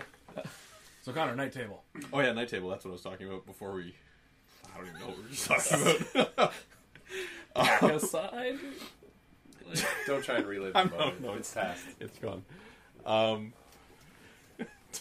Don't do it, man. So yeah, so I think the traders had a +1 on the roll to go first. The attackers had a +1 on the roll to go first. Oh, okay, so that's Adam still beat me on the roll, so he had first turn. Oh, and that was one thing I just point out from a campaign system. I took from 8th was that the defender deployed first, the attacker deployed second, then the attacker had a +1 on their roll. Because I really like that from 8th. Like, you don't know if you're going first or second until after both sides are deployed. Yeah, I like that too. Which makes you deploy conservatively. And as the attacker with the +1, I did lose that roll. yeah, So I was going second, and you probably were a little bit like ready to jump the gun. and I seized on him. Oh! And so I think he deployed not really thinking about that. So what happened, which was brutal, was the Acheron had to move in a straight line towards the Chaos Knight Errant.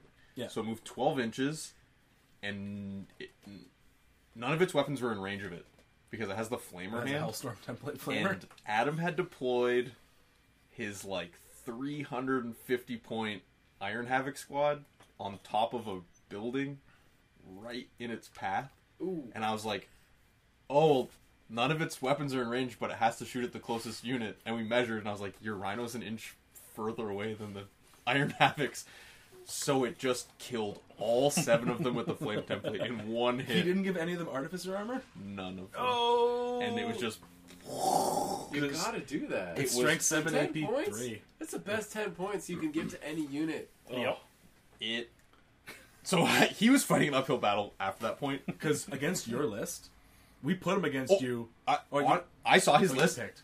and You I picked to go against him? I called him out. Yeah, Yeah, crazy.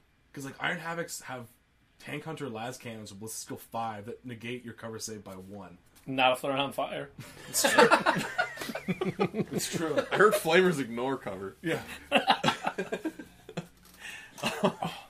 No, I don't know. You played him last time, and I was like, he looked like a great opponent, and his army looked gorgeous. Yep. So I was like, I want to play that guy. Yeah, totally fair. And Perturabo stole Ferris's hammer, so you got to get it back. Nerd. Perturabo's the nerdiest primary. He's so good. He plays Warhammer. So that was like, it just like started off pretty brutal, and then I took 3 hull points off the Styrics because I had the same thought as you, not in the fact that I was trying to gain victory points, because there was only one objective, and my list has a ton of scoring. I have the 3 Predators, 2 Terminator squads, and the Vets. Like, I was like, I can hold the middle for sure. But I was like, if I kill all the Chaos Knights, then my Knights get to act freely to shoot. As part of your army. That's part of my army, essentially. So like, if I can kill the other 2 Knights, which my army is good at, I have a ton of las cannons and stuff, I'll get these on my side. So I took 3 hull points off the Styrics, but then it charged my Knight turn 1. And it whiffed, though, which sucked for Adam, too. He got me down to 1 hull point on my Errant, and then my Errant hit the damaged Styrics back and killed it. Yeah. But, so, like, this is the explosion, like, that giant template blew up right in my lines. Pretty sure it killed one of my Predators, like, stunned the Deredeo. So my turn 2 was pretty brutal. And Adam's turn 1, he had hull points taken off already for him. So his turn 1, he popped out and one-shot the Acheron with, like, 2 Meltaguns from a vet squad. Nice. Got those 6s? Got 6s, like, penned it, got the 6s, got double D3s, just wrecked it. Get good at rolling 6s, man. Yeah. And then, what else crazy happened in that game? We ended up tying on everything. Absolutely everything. The middle was contested. We both had first strike. Both had Linebreaker was in it, maybe? I can't remember. It was attrition. Oh yeah. So attrition was we both had exactly 9 units left. Can I just It was say, like everything was tied, and then I was like, "Oh, we have to count the hull points for the Knights." Yeah. And I'd taken 2 more hull points off, so I won by 1 point. Oh, nice. It was so close. It was a really good game. I just want to say that First Strike is way better than First Blood. Yeah, you can both get it. Yeah. I like it. Because it sucks. Like, when you're like, oh, who's going to get First Blood? I guess we'll roll for first turn, and you can just take it. Like, Yeah. That's why, I quite like First Strike as a mechanic. Yeah. There was one they were doing in 7th for a while where it was like, if someone gets First Blood, only the other player can get it, and it's like Last Blood, where like if you kill something on your last turn, you get a point. It's like, I don't know. Who was doing that? Like some events. It was some else. event somewhere, yeah. Oh, okay, yeah. What was your first game, Adam? Yeah, so I played Mike. Oh, yes, this who game. was playing Mechanicum, and we played on the table that had like 1,000 points of Mechanicum on it. And I was so worried. Like, I've lost this game because, like, if this is fully narrative, James is just going to be like, well, I'm just going to fight with my robot buddies against the other guy. Yeah. Different Forge rules don't like each other at all. Well, but I don't know what to expect, right? Like, I'm like, this is a narrative event, and you're like, all like, you don't know what's going to happen, and like, I heard somebody mentioning, like, the NPCs are going to have to go with the story, and I was like, oh, shoot, like, this is bad news for me. Well, and Mike can do stuff to other Mechanicum units. He can just too, right? make them blow up. Oh. Yeah. Still. with sexy results. Which I still didn't know about, so it's Yeah, playing Mechanicum's fun, eh? Like, you're just like, sure. What does that do? All right, sure. yeah, you just have to Those believe aren't your- Marines. That's a what now? That doesn't help me at all. That's a phased plasma fusilier? What? Yeah. Don't even say it again. Just what are the stats? Yeah. Don't put that nonsense in my ears. So, like, anti-infantry or anti-tank? Okay, got it. What does that guy do? Yeah. I have a cybernetic cortex. Okay. I'm immune to that. Okay. That's nice. And so it was interesting because I got the mission too, and it made me even more weird. It's like, oh shoot, like anything that's scoring units in 30k is tough because there's not a lot of them, right? And so it's super critical, which is, I mean, in 40k you're like, oh, take an objective. It's like no problem, like any of my units can do that, not a big issue, whatever. But in 30k it's like, oh, like I have like 4 of those, and they can die really easily. So it's super critical, and when the big objective, when it's just one objective take that one objective. I was like, oh, this is not going to go Just well. a huge scrum in the middle. Yeah, and so, yeah, it could be, right? So what was it? Pick the objective first, but then the... It was like pick the objective before deployment, I think. Pretty No, sure. it was Right. like it was choose deployment zones. And then the attacker gets to choose the piece of terrain that is the objective. Then the defender Right. deploys. Yeah. Yes. Yeah.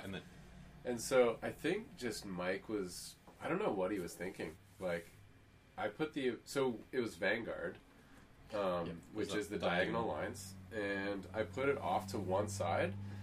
And I don't know, I just took a gamble and like I put it a little bit closer to his deployment zone, but on the skinny corner of Vanguard. Yeah.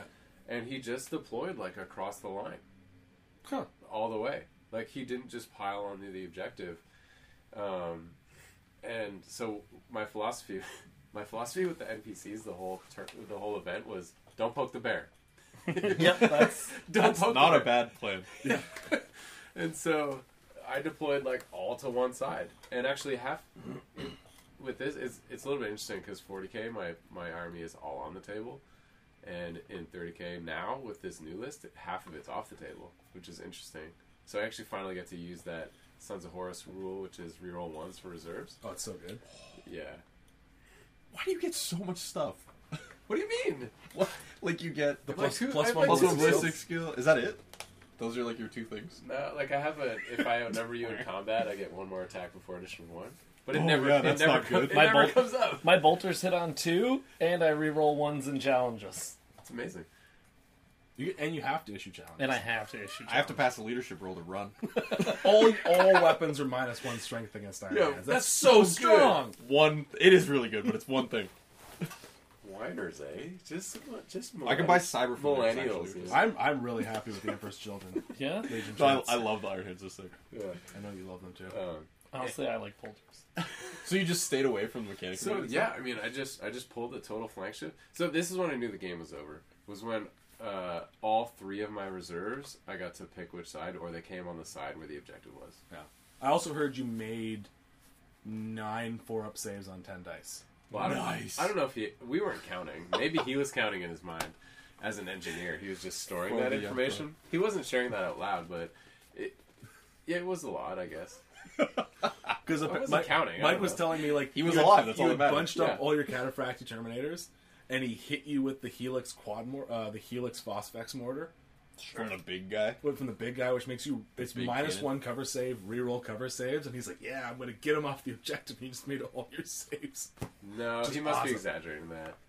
The one, because the reroll cover saves one, Yeah, It's a where did large he shoot blast. that at? Yeah, no, I forget what he shot that at. the big No, like, the big. no, he ones. shot that at my veterans, and I lost half the unit. You didn't shoot it at your. I don't know. Mike, Yeah, Well, Who knows what you Mike's smoking? you only have the just air. yeah, which just hidden the Spartan until the last turn. They jumped onto the objective. like that's what He got it off twice. It wouldn't have mattered for him. Like game. Okay, so No, he was just like that's the kind of game it was where it was just like right. So like He fires essentially it twice. All right, guys, we're 45 minutes talking about. Okay, round the 1. first 3 games, yeah. So the game was over when all my scoring units were right on the objective right away. There's nothing you can do about It was that. turn 2, they all came. Yeah, and because it's an event, it's timed rounds. We're only getting 3 turns anyways. So the turn after, they all jumped out. I had 4 scoring units on the objective. He spent all 3 turns fighting through the bear. Like, Through the just mechanic. don't poke the bear, man. I was like, and I was saying this kind of stuff out loud. I was like, man, I don't know what you're doing. Like, don't poke the bear, bro. Like, And James is just like, ha ha. it's just robots fighting robots. So And on this table, we actually had a table master with special rules for how to run the robots, yeah, which Yeah. nobody knew about.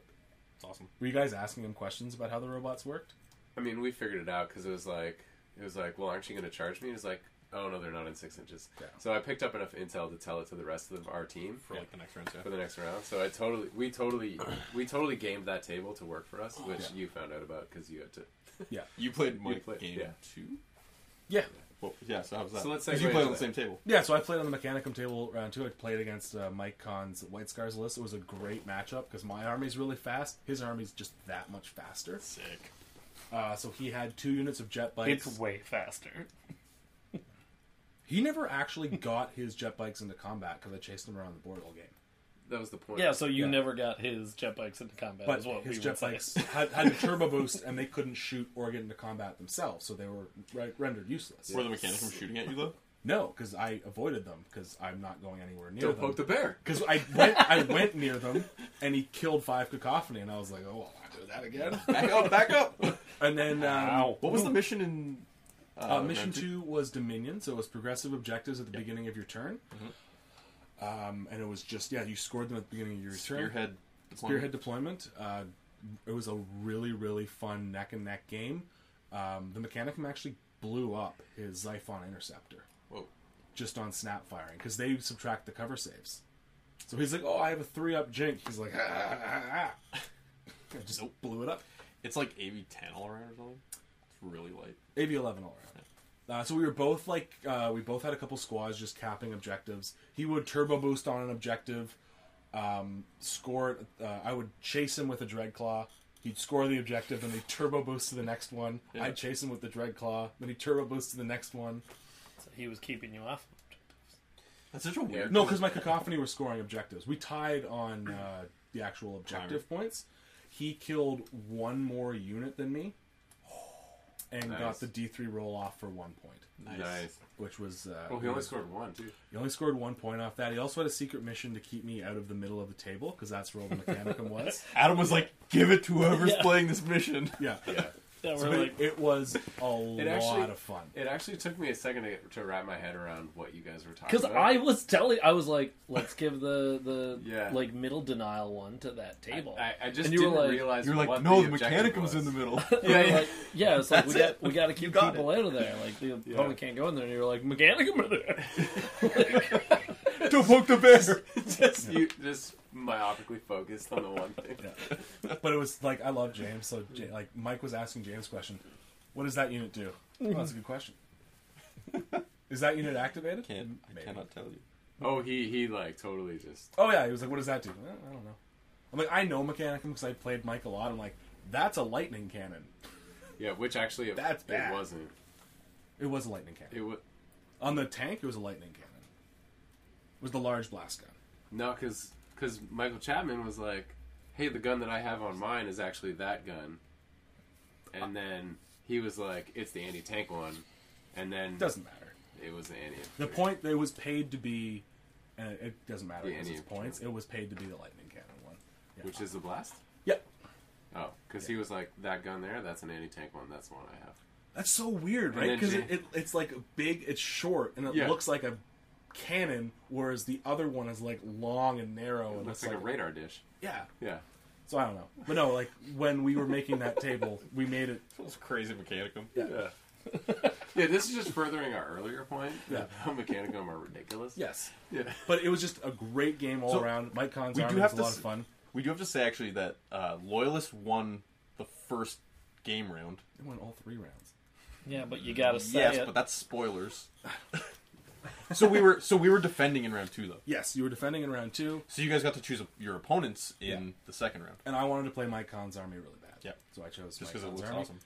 And actually, when we were deciding matchups, I let everybody else pick first, and then I just took whoever was left.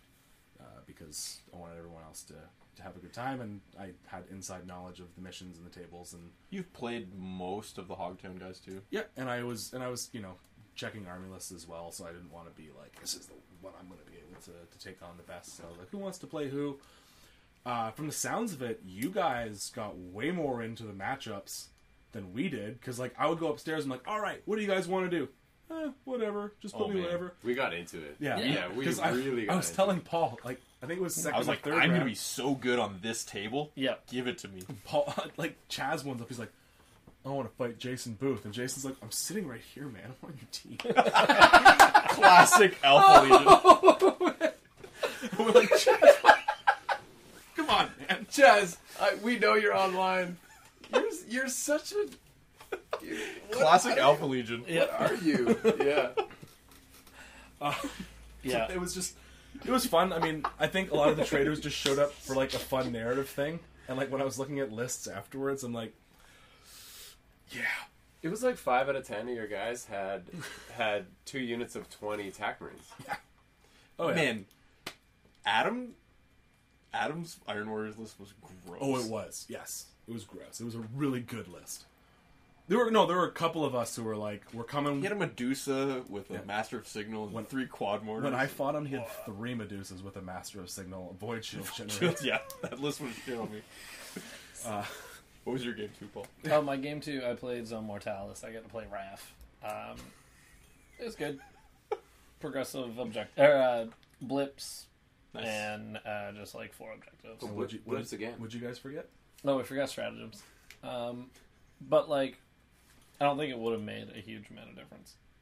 Well, the attacker's supposed to use stratagems that allow them to change how they deploy. Yeah. So like they go for like, I can outflank, or I can put the access point and access there. Yeah. Like, Dreadclaw, access point and stuff like that. Because otherwise, when I designed that mission, I made it so that the attacker needed to like use stratagems, because otherwise it's way too difficult for the defender, because those objectives you have to blow up and they're squishy. You can fire a meltagun at them and it's gone.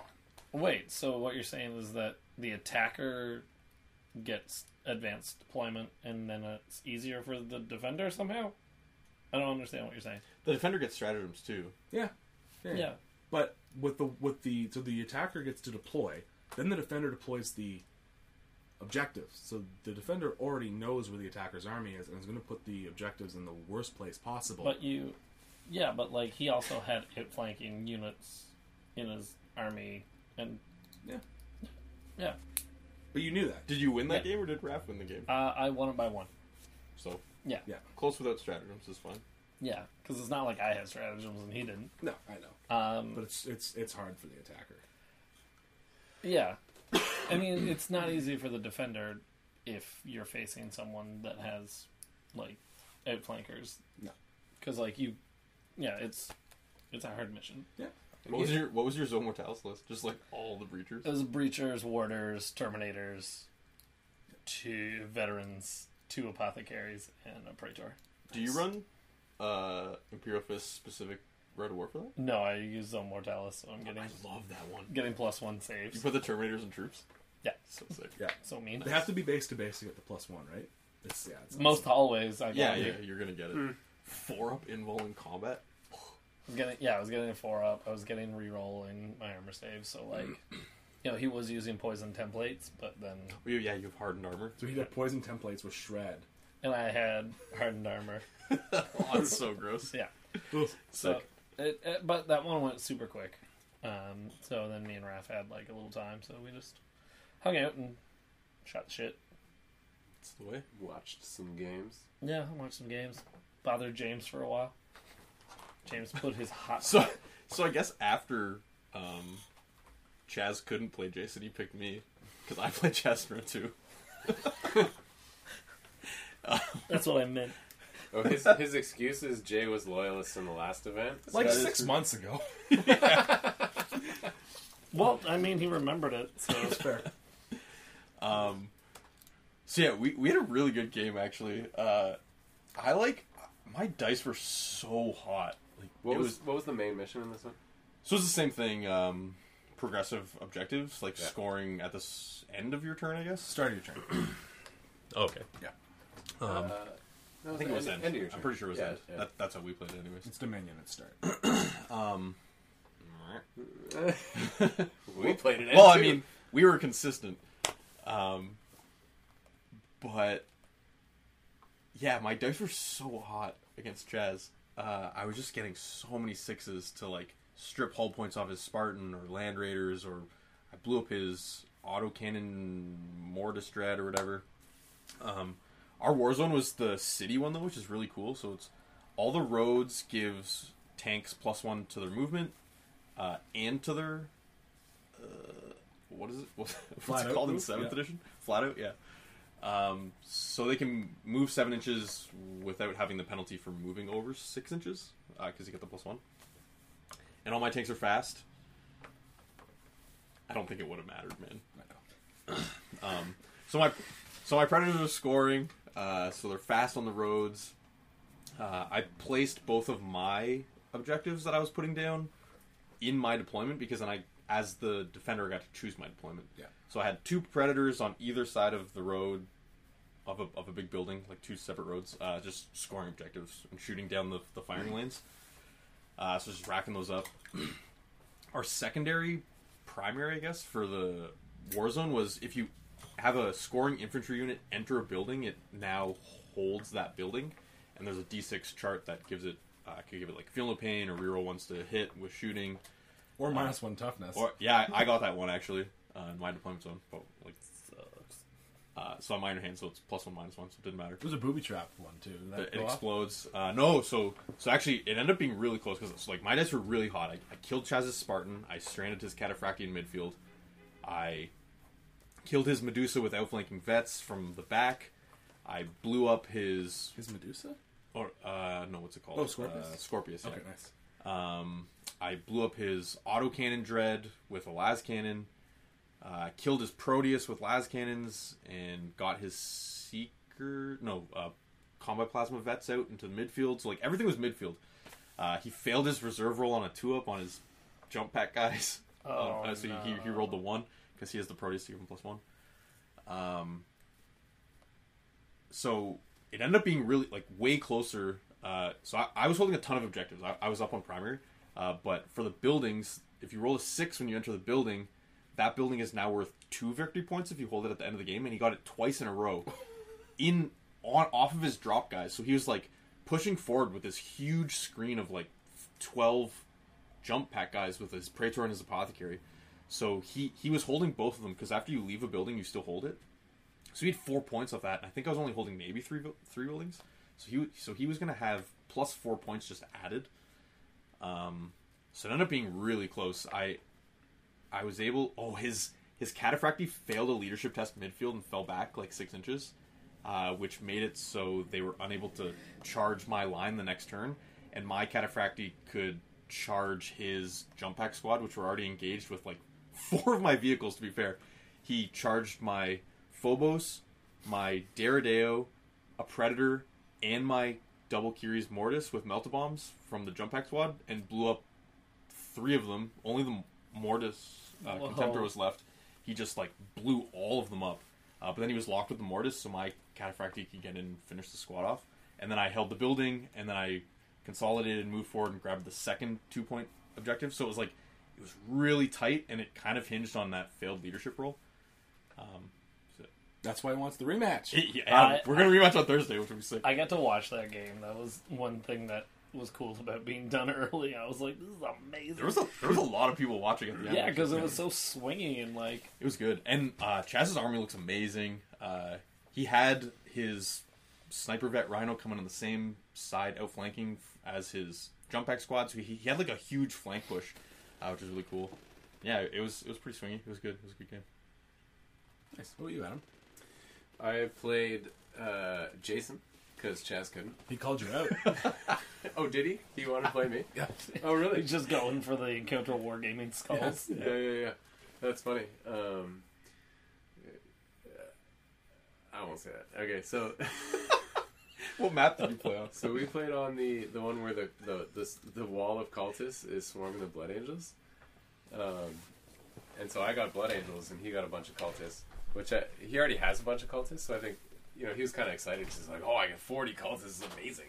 And I was kind of like, okay, cool, but these Volkite chargers are pretty fantastic, so I'm not too worried about it. And then, the first time we respawned them, it was like, oh, they get outflank.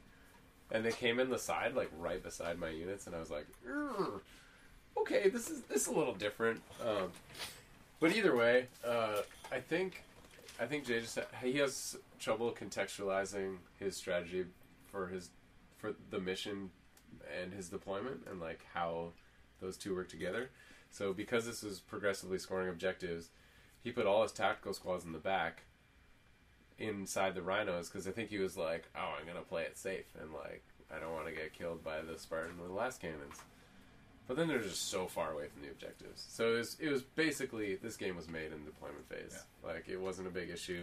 The Leviathan came down and clogged up one of his lanes to move his units up. And it was a massive speed bump. He couldn't move fast enough. The quad mortars and the Scorpius just kept laying down templates and just annihilating the giant units of cultists Did that he? he had. Did he listen to me? What? I don't know. What did you tell him? I said, get your fancy encounter wargaming measuring tool out and make sure every cultist is 2 inches apart all the time when you play Adam. So to be fair, I only had 2 quad mortars. And the Scorpius. But I did have the Scorpius. The Scorpius, for the most part, spent its time popping his Demolisher tanks. What are they called? Yeah. Vindicators. But also picking off cultists who were standing close to them. Yeah. So it didn't matter, right? Because I just got a bunch of hits on those units. Because I could put that template anywhere in the tank. So I'm at least getting 2. And if it's hitting 4 times, you know what I mean? That's at least 8 guys. It's getting a lot of shots. Yeah. And I was helping him move his cultists, and I was trying to spread them out as far as possible. But, you know, it wasn't like, 2 inches on every single No, guy, it's not. right? But you're also not getting like 10 hits off of a small blast. No, exactly, yeah. So that's what I was worried about because I've seen him, I've played him before, and it's just like he just clumps them together. Yeah. Yeah. No, I was only getting like 4 hits, like max, right? Yeah. Which is pretty good for quad mortars, but it's still enough to take out a unit of 20, right? Yes. If you got 8 shots. And because there were a unit of 20 cultists given to him for free, and then he had the other unit of 20 cultists right beside it given to him for free, there's just this huge field that you could just drop a template in, and no matter where it scatters, it's hitting 4 or 5 guys. Yeah. So, like, there's not much you can do against that, right? It really is. And especially with the Volkites, like, that mission, was that a question just for game design purposes? Was that pre-written, or did you guys write that? We wrote that. You wrote that? So, okay, so the bad guys definitely need more. Because I know the cultists are respawning, and even outflanking, even with the table hammer and anvil style, anytime those units came on, the Volkites just annihilated it. Yeah, see, the point was for players to read it and go, that needs to die, and kill the Volkites immediately. Because they're like, oh, they're just Marines. There's 5 Marines with 3 up saves. You can still shoot them, yeah. Yeah. Okay, fair enough. That's our thing. And then it goes back to the super heavies as well. People were like, "Oh, super heavy's doing so well." Did you shoot at it? No. Why not? Because I played that table on game 3. Yeah. And Ollie played the cultists really well, actually. Okay. And he kept line of sighting them, and my Volkites didn't shoot for like 3 turns. Oh, nice. Because they can't shoot at anything other than the cultists. Yeah. Really? I mean, I always shot them at the cultists, but was that a thing? Yeah, he would line of sight them, and I couldn't see them. Because they were supposed to have their own thing going on, and then the players could interfere in that ongoing thing. Oh, interesting. Yeah, but I know what you mean, like it wasn't supposed to be Volkites. We had one of our volunteers drop out at the last second who was supposed to supply just TAC Marines, and it was just supposed to be 20 TAC Marines and I think an Apothecary, and all we could source last minute was 15 Blood Angels and 5 Volkite Culfront guys. Okay, fair enough. Yeah, so, just... Hand and fists. What was that? No. Nothing. Yeah. Skipping over it. Yeah. Game 3? Yeah. Sure. What did you play? I'm not going to comment on this. This is all Paul. So Yeah, you guys played each other. we played each other. I wanted to play the Thousand Suns player. Was it Jeff? Yeah. Yeah, I wanted to play Jeff. I'd never played Thousand Suns outside of that one ill-fated game. We do not speak of Yeah, this. the one that we don't speak of. But me and Nick ended up playing on the weather wheel table with the big dumb line of sight blocking. Snowstorm. It's like 2 horrible things combined together. Plus, like, it was basically the least fun game I've ever played. Because, like, by... Even worse than the game that shall not be. Yeah, like, at least that was fascinating. Like, so the weather wheel pretty quickly went up to, like, shrouded outside of 6, and Outside of 6. and stacked with stealth outside of 12. So I just, my entire thing was, we were playing the noose. So Nick had to get guys within 12 inches of a point. I had to keep them outside of 24. So I knew instantly I was not going to be getting any points in this mission. I heard a beer can. This is a Cosmic Cream Ale. We've had it before. It's won 3 gold medals. Okay. From Cameron? Yes. In my hometown. So Oakville? Yeah. Those are all good, actually. They are. Just They, like I remember when they did 9-packs. Oh, yeah. Which was like, it was kind of, I don't know. No one really knew who Cameron was, but I worked at the beer store at the time. And it was like, who are these weird people doing 9-packs? And then like, me and Jack got a couple of packs of them. And it was Geniuses. like, yeah, we were like, actually, this beer's really good. It's good, and there's 9 of them. Yeah. Yeah. This is easier to share. Yeah. Yeah. So yeah, it had the big building right in the middle of the table, blocking line of sight, and the noose is such that the attacker picks a point in the defender's deployment zone on the board edge. They have to get within 12 of that. We're scoring. Scoring Yeah. units. The defender has to keep units outside of 24. any unit. Any unit. Yeah. So that instantly, I was like, well, I don't get any points for outside of 24 because it's Nick's army, so he's playing draw pods. You got one. I got one because You mobilized Dreadclaw. yeah, but like if you wanted to, you could have just moved that somewhere else. It was mobilized. Yeah, no, but I mean, you could Before. have deep struck it Oh, into yes. the thing. So I was like, I'm not getting any points on that, so I just have to table him. Kill all of his scoring units. Yeah, so I deployed pretty well, I think. I used the Custodes on one side to stop deep strikers because they mishap within 12 of those guys. And then I did like a hard left flank. And with that building in the middle, I knew that he wasn't going to pick the middle because It's the middle. it was the middle. So I was like, I'm cool to leave the middle open a little bit, making sure that there's no room for deep strikers. But like getting +1 on all cover first turn, like I couldn't get anything shot. Then turn 2, 3 up jinx. You killed 2 Dreadclaws turn 1. yeah, but they came down right. I killed 1 Dreadclaw. They came right down next to me. Well, you blew up one in shooting with the Sikaran, and then you charged the other one with the Dreadnought. That's true. You did kill 2 Dreadclaws turn 1. But they already did what they were Yes. gonna do. Supposed, yeah, Yeah. so like again, my point stands that I knew that I wasn't going to get anything outside of 24, and I had to kill them before I could kill something that actually was going to be able to hurt me. And then like turn 1, I did nothing with shooting outside of like 16 inches, and then it rolled up to like shrouded plus, so it was like more cover Because saves. it's a random like weather wheel. And then it makes everything difficult terrain, so all of a sudden his Custodes are just like in waist deep snow, slugging it across the table. So- which even with move through cover, you're still like... yeah. So it You're was going like- 4 or 5 maybe Yeah. instead of 6. So, like, all of his stuff was where it needed to be, and kept doing this stupid, smart thing, but it's so annoying to deal with, where it's 2 squads of sniper cacophony behind 2 rhinos, and they'll back up, shoot, and then flat out back together. So it's like...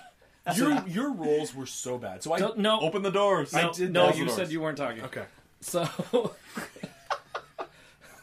So the entire time, I was rolling really poorly, but at the same time, if things that didn't normally always have cover out in the open didn't, I would have actually been able to kill some stuff, but I was like killing like 1-2 infantry a turn. Yeah. And With like a whole army. with a whole army, and with that mission and that table combination, I was like, this It's just... impossible. I was It's like, this just sucks. No, Like, it just wasn't fun. I'm going to say one thing that lost you the game. You would have won otherwise. Mm-hmm.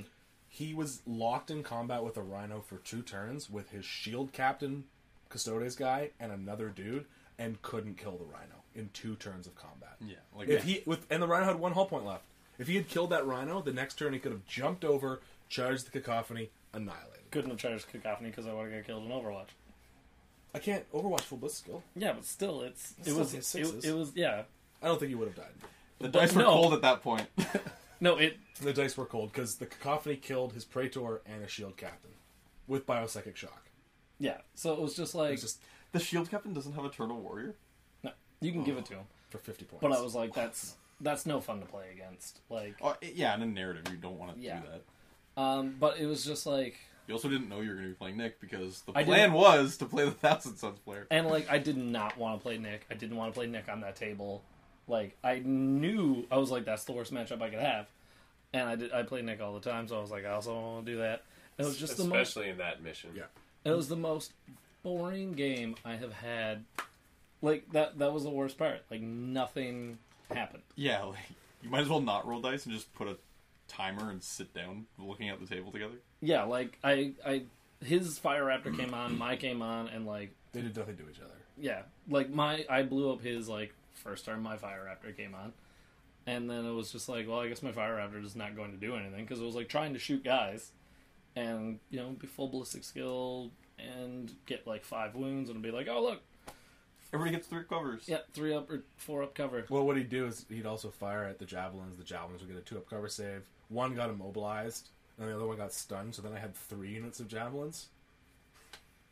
Because Because one's sitting there and mobilized. Or stunned, you can Yeah, split so, them like, off. now they became more effective. So it was just like, it was the stupidest game I've ever played. Really? Is that how it works? It used to be that if you left a stun guy behind or immobilized guy behind, like a long time ago, they got destroyed. They don't get destroyed. I don't know if you can do that for stunned actually, but for immobilized you can leave it and it becomes a separate thing. For stunned you can. It counts as a kill point though. Yeah, but it was just like... Yeah. But you're not playing kill points, so it doesn't matter. So yeah, that one, like... and, like, the Noose is one of my favorite missions. Because it's like... so much fun, man. It's what? Oh, it's so hard. As the defender, It's I hard. do not like it. I really like it. Like, I think it's hard as hell. Yeah, but it's different. It's very different. I'd say it's like and it works hard for the defender. I wouldn't say it's fun, but I'd say it's like interesting and cool for the attacker for sure. Oh, I like it in service of a narrative too, but yeah, for sure. But So- like only if it feels like I can affect the outcome of the game. Yeah, since we're parsing this out, let's be clear about what this mission is.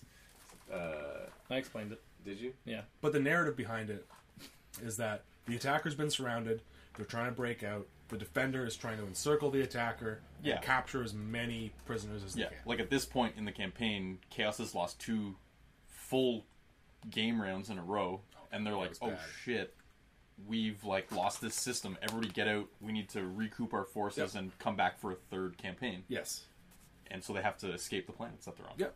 Which is awesome. Yeah. But But it's not when you're playing in a snowstorm. And like apparently.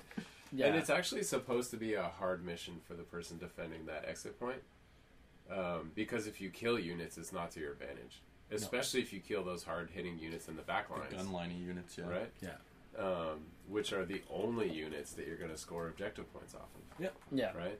If anything comes in the middle of the table, you all of a sudden don't get objective points for it. And that's a big range because it's 24 inches.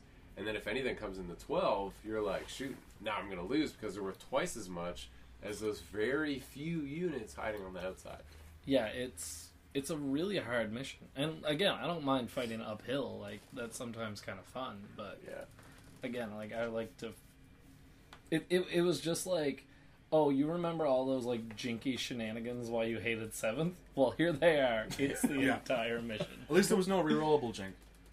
That's a very cold comfort. Who needs it when you have a 2-up? Yeah. Yeah. It's like fighting Mike with his 3-up jink and all of his jet bikes. 2-up armor save, 3-up jink. Oh, all the time. But then he's snap You shooting. asked for that. Oh, I know. Yeah. Yeah, I specifically is tried to usual. avoid this scenario. Then he's snap shooting. Yeah, like the thing about your list is you jink the drop pods, and it's like, No, doesn't matter because the guys just get out next turn anyways. that is some cold bullshit, and I will say it, and I say it every time. Yeah. You shouldn't be able to flat out or jink with a drop pod and have the guys be like, "No, Alright. yep, Who cares? That was fine." Like I get, yeah, they're supposed to come from outer space, so they probably have this built in. That's why they can't charge when they drop out. Yeah. Like, just give me that. Give me that at the very least, and I They would can't charge when they deep strike. They shouldn't be able to Right. flat out the Yeah, turn the that they flat land. out. Yeah. Yeah. Also, you scattered a squad of Terminators off the table and rolled a 1. No. Yeah. The It's the honestly, first time That's why you're sour. That's just like that like my face just did, the last little kick in between. yeah, my the legs. face I'm sure didn't even change when it happened. I No, was you're like, just like, oh, there it is. yeah, that's what I was looking for. No, your rolls were just... Thanks, universe. It was just a bad combination of everything, and then when I asked you to make 4 2-up saves, 3 of them were ones. Yeah. And you just, like, drop the dice. You're just like, fuck. It's like 3 ones. And I'm like... I'm pretty sure before I made that roll, I was like, watch this. Like, I was just over it. That's but- my Gorgons every game, man. Yeah.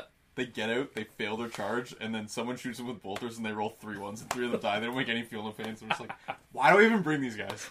They're so garbage. Yeah. But, I don't know.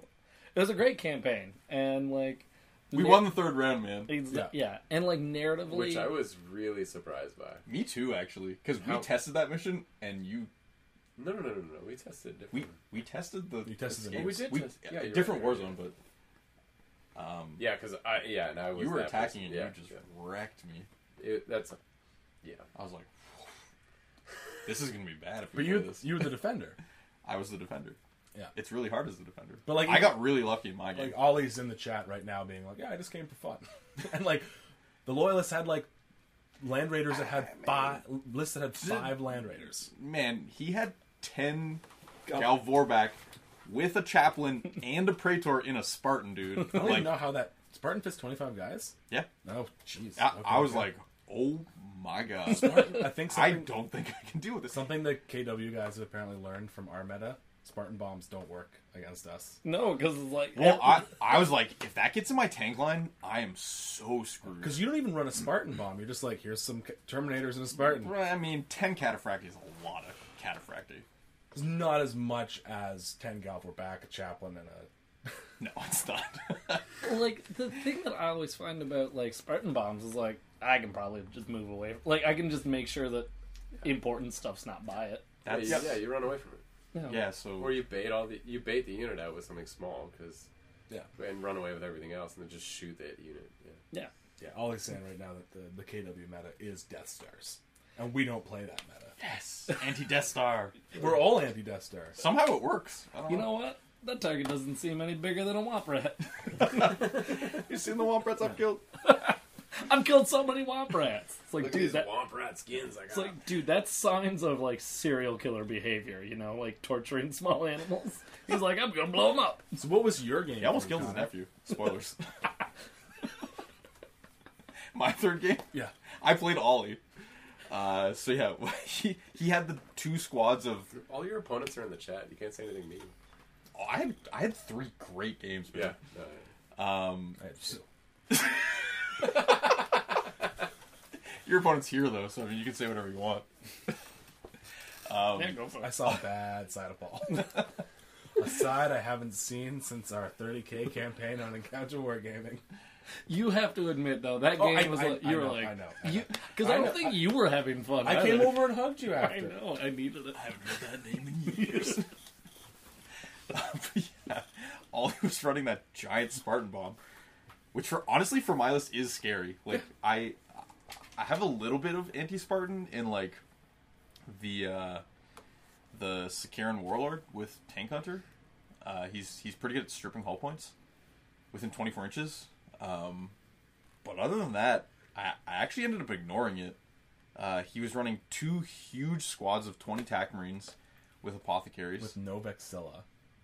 But so this is actually what won me the game, which is insane. He doesn't run the Vexilla because the Word Bearer's Legion trait is that for leadership tests they get to roll 3d6 and take the lowest 2. Okay. Yeah. Or discard the highest one. That's exactly the same thing. It's exactly the same thing. Yeah.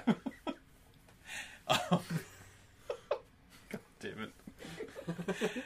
So he had those 2 big squads of TAC Marines. He had the 10 Gal Vorback with his like HQ bomb in the Spartan. He had he's running the Dare Day with the las cannons. The actually. Arachnus pattern Exoshock las cannons. They're really cool. They are really cool. They're really Exoshock's a good rule. It's sick. He got 2 pens on my Spartan actually on the side armor. Nice.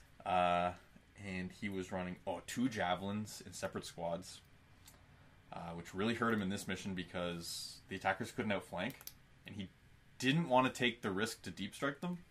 But I got first turn, so I killed them both. I killed them both in first turn. I had to shoot all 3 of my predators at one and my Sikaran at the other one, and I got them both. which nulled his anti-tank pretty much fully. Like, it was just a Spartan at that point. My Daredeo stunned his Daredeo, and he still managed to get 2 pens through on my Spartan, snap shooting. Nice. And then the next 2 turns, the Daredeo didn't do anything, firing at full ballistic skill. Huh. Which is so weird. Just bad luck. Because Exoshock is, if you get a penetrating hit on a 4-up, you get another penetrating hit. And you roll on the table again. So he got, it was a weapon destroyed and a stunned on my Spartan. His turn 1, snap shooting. Yeah. So I was like, oh. My Spartan was on the far other end. It killed his Sicaran Venator in one go, which was really lucky. But yeah, so I killed all his anti-tank in turn 1. Like, I killed... Venators are really good. They're sick. Like, that could kill my Spartan, and even just making it snap shoot every turn is really good.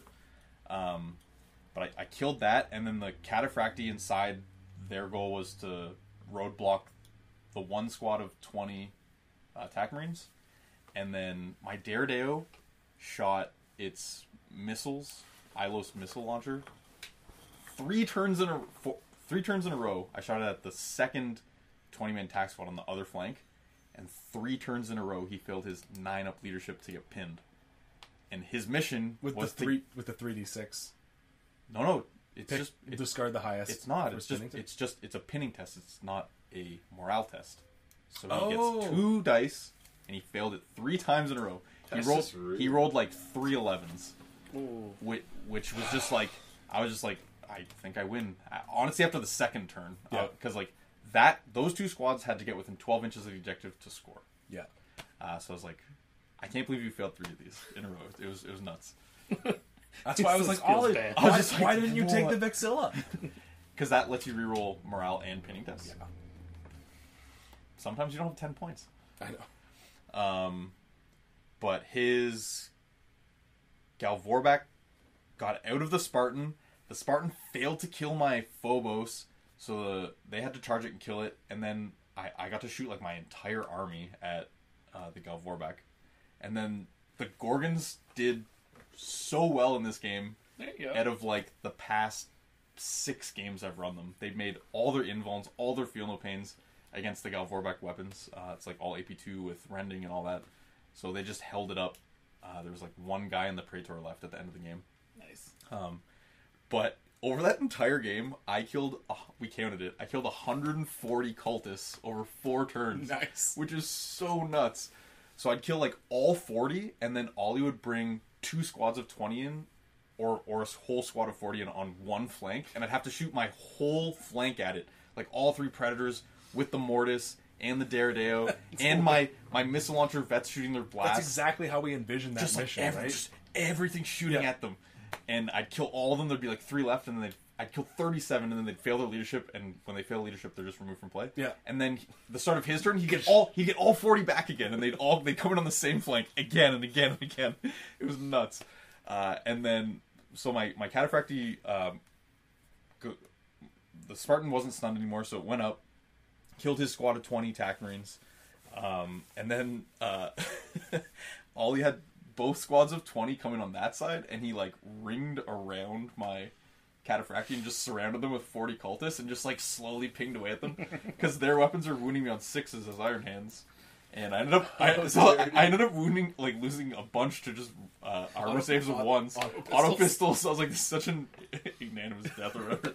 Well, a big ring of guys just like, and I'd like shoot and try and clear them out. I'd charge them, and then like they just come back again the next turn and charge me again. Imagine the pile of like corpses. It was amazing. It was so fun, and honestly, like that was my 140 corpses. Just what does across that the look whole like? Field. It was nuts.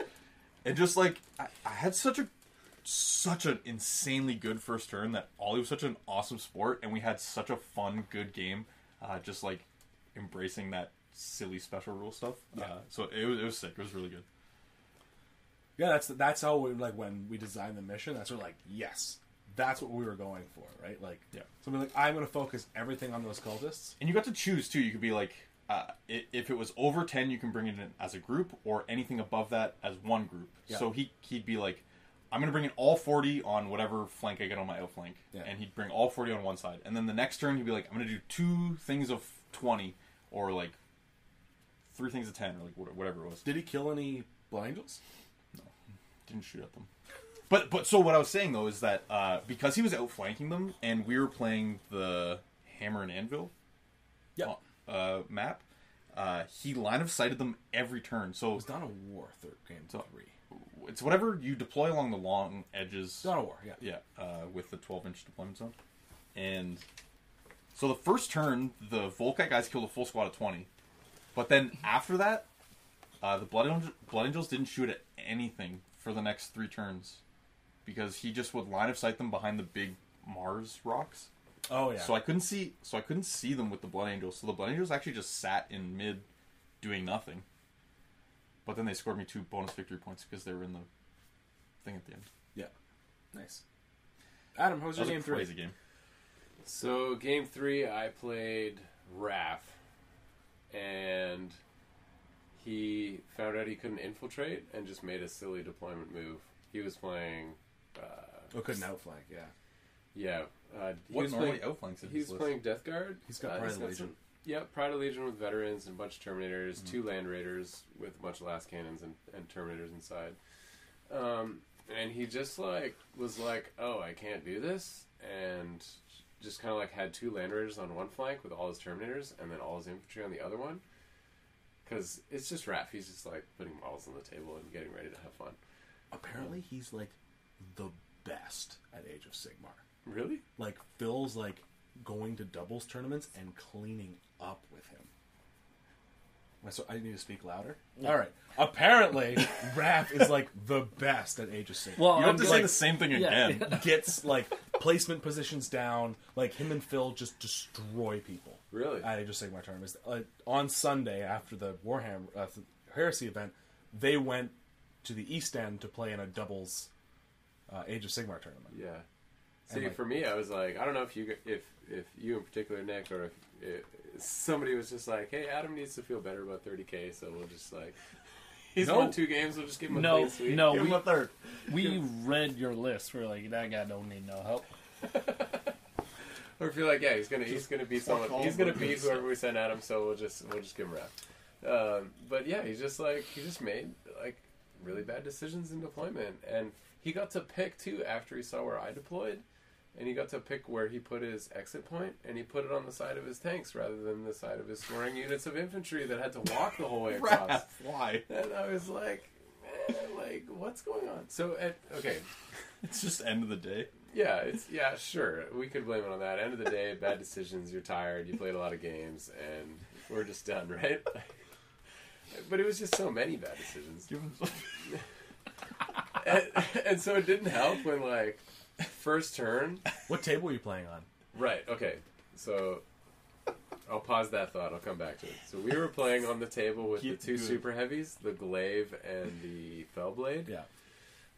And I totally gamed the Glaive, because I get the beam. Yeah. So, if he has a unit, a Land Raider, I get to aim that beam at it wherever I want, right? So that I can... It's got to hit the Fellblade. Sorry, the Fellblade. I can aim at it where... Well, but it's not in range the first turn or 2. Right. Because it's really short range. It's only 48 inches or whatever, right? So we played Dawn of War, so they started in total opposite corners. So they started as far away as possible. Oh, you were firing the Glaive at other things. Yeah. Yeah. Yeah, so I totally got to game. Rude. I totally got to game the Glaive a little bit, which that wasn't the main deciding factor. The main deciding factor happened on turn 1 when, basically, Turn 1. all 3 of his infantry units suffered some casualties, and they all fell back. This is bad luck. Did they fall off the table? No. Okay. Yeah. They all just fell off the table first turn. But literally, pack it up. Yeah, they literally fell back essentially to right at the edge of the table or within an inch. It was really close. And so then they have to rally, and then they have to walk back. Yeah, They can only move 3 inches on the turn they rally. Exactly. Yeah. God. And so that meant I had 4 units outside of the 24 inches at least, at the end of our game. But my favorite part about the game was my Leviathan, who just dropped down and then stayed in the same spot, just playing you can't shoot my other things, to a Land Raider who's like, hey, shoot this. And he could have charged it at any point and just wiped it out. But it was like a victory point for me. So I just stood there and didn't charge it and was like blocking last cannon shots. Like, like, you can't shoot past me. Oh, man. But I want a Leviathan, but at the same time, I'm just like, I can't. Yeah, you can. Be original. I just, If you get a Leviathan, don't put it in a pod. I have to put it in a pod if I get one. Why? Why? He doesn't. It makes them so much better. Nah, not the way I do it. So I like a circle of death. yeah. You come in here, you're mine. I already play a Circle of Death. So before the first turn, before I knew that it was basically game over, right? I was really worried about this mission because I've played it twice and just gotten annihilated, like just not even close because of the way this mission is designed. And it was the last 30k narrative event I played Phil in this one, and he's like everything's dropping, like Charybdis, 2 Dreadclaws, just ridiculousness. Like there's no way you're stopping that in that mission with that list. It's like purely designed to win that mission. Not intentionally, but just by accident.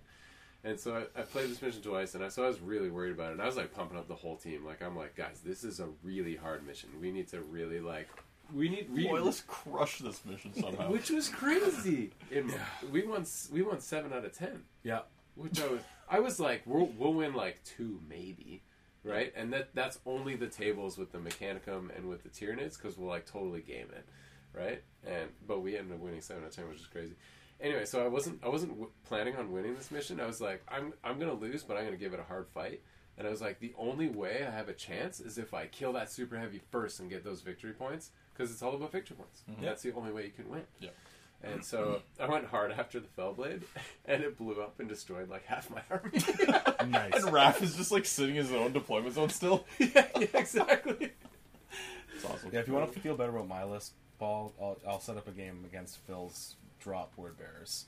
I don't feel bad about your list. I feel like your list would be fine against Phil's drop word bearers. Dude, I got a really good list. Like, I'm not worried about it. It's just that game I just don't know. sucked. Galvor back in a pod, 10 cataphractic Terminators in the Carbitus with a Javelin. I'm just like you have counter assault stuff though.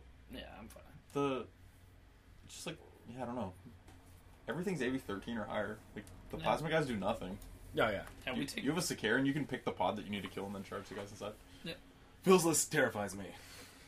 I should play it again. I've only played it once. Because if you go second, or no, if you go first, all your stuff comes down, and then he's like, good idea, and then just follows you. No, if I go first, I win.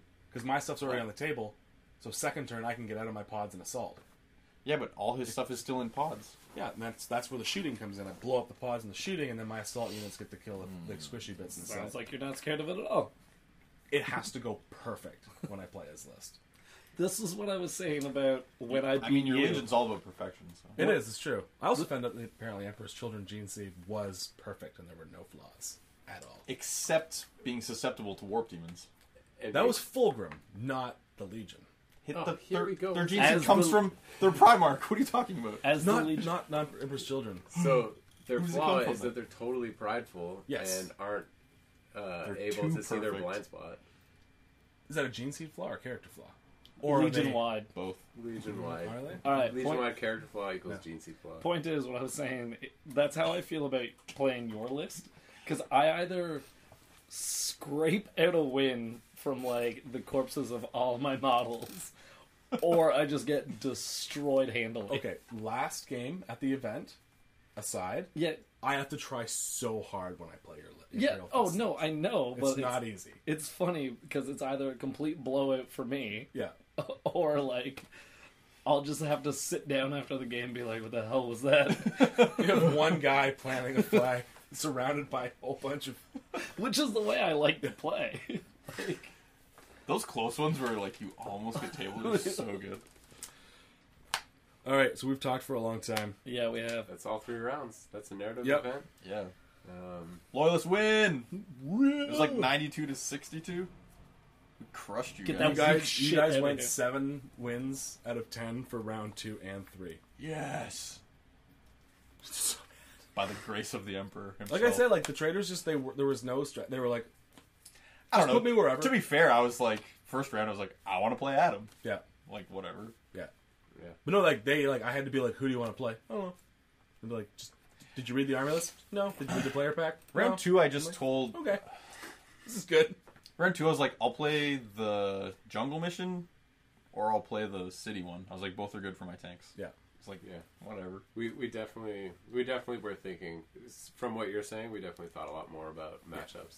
Yeah.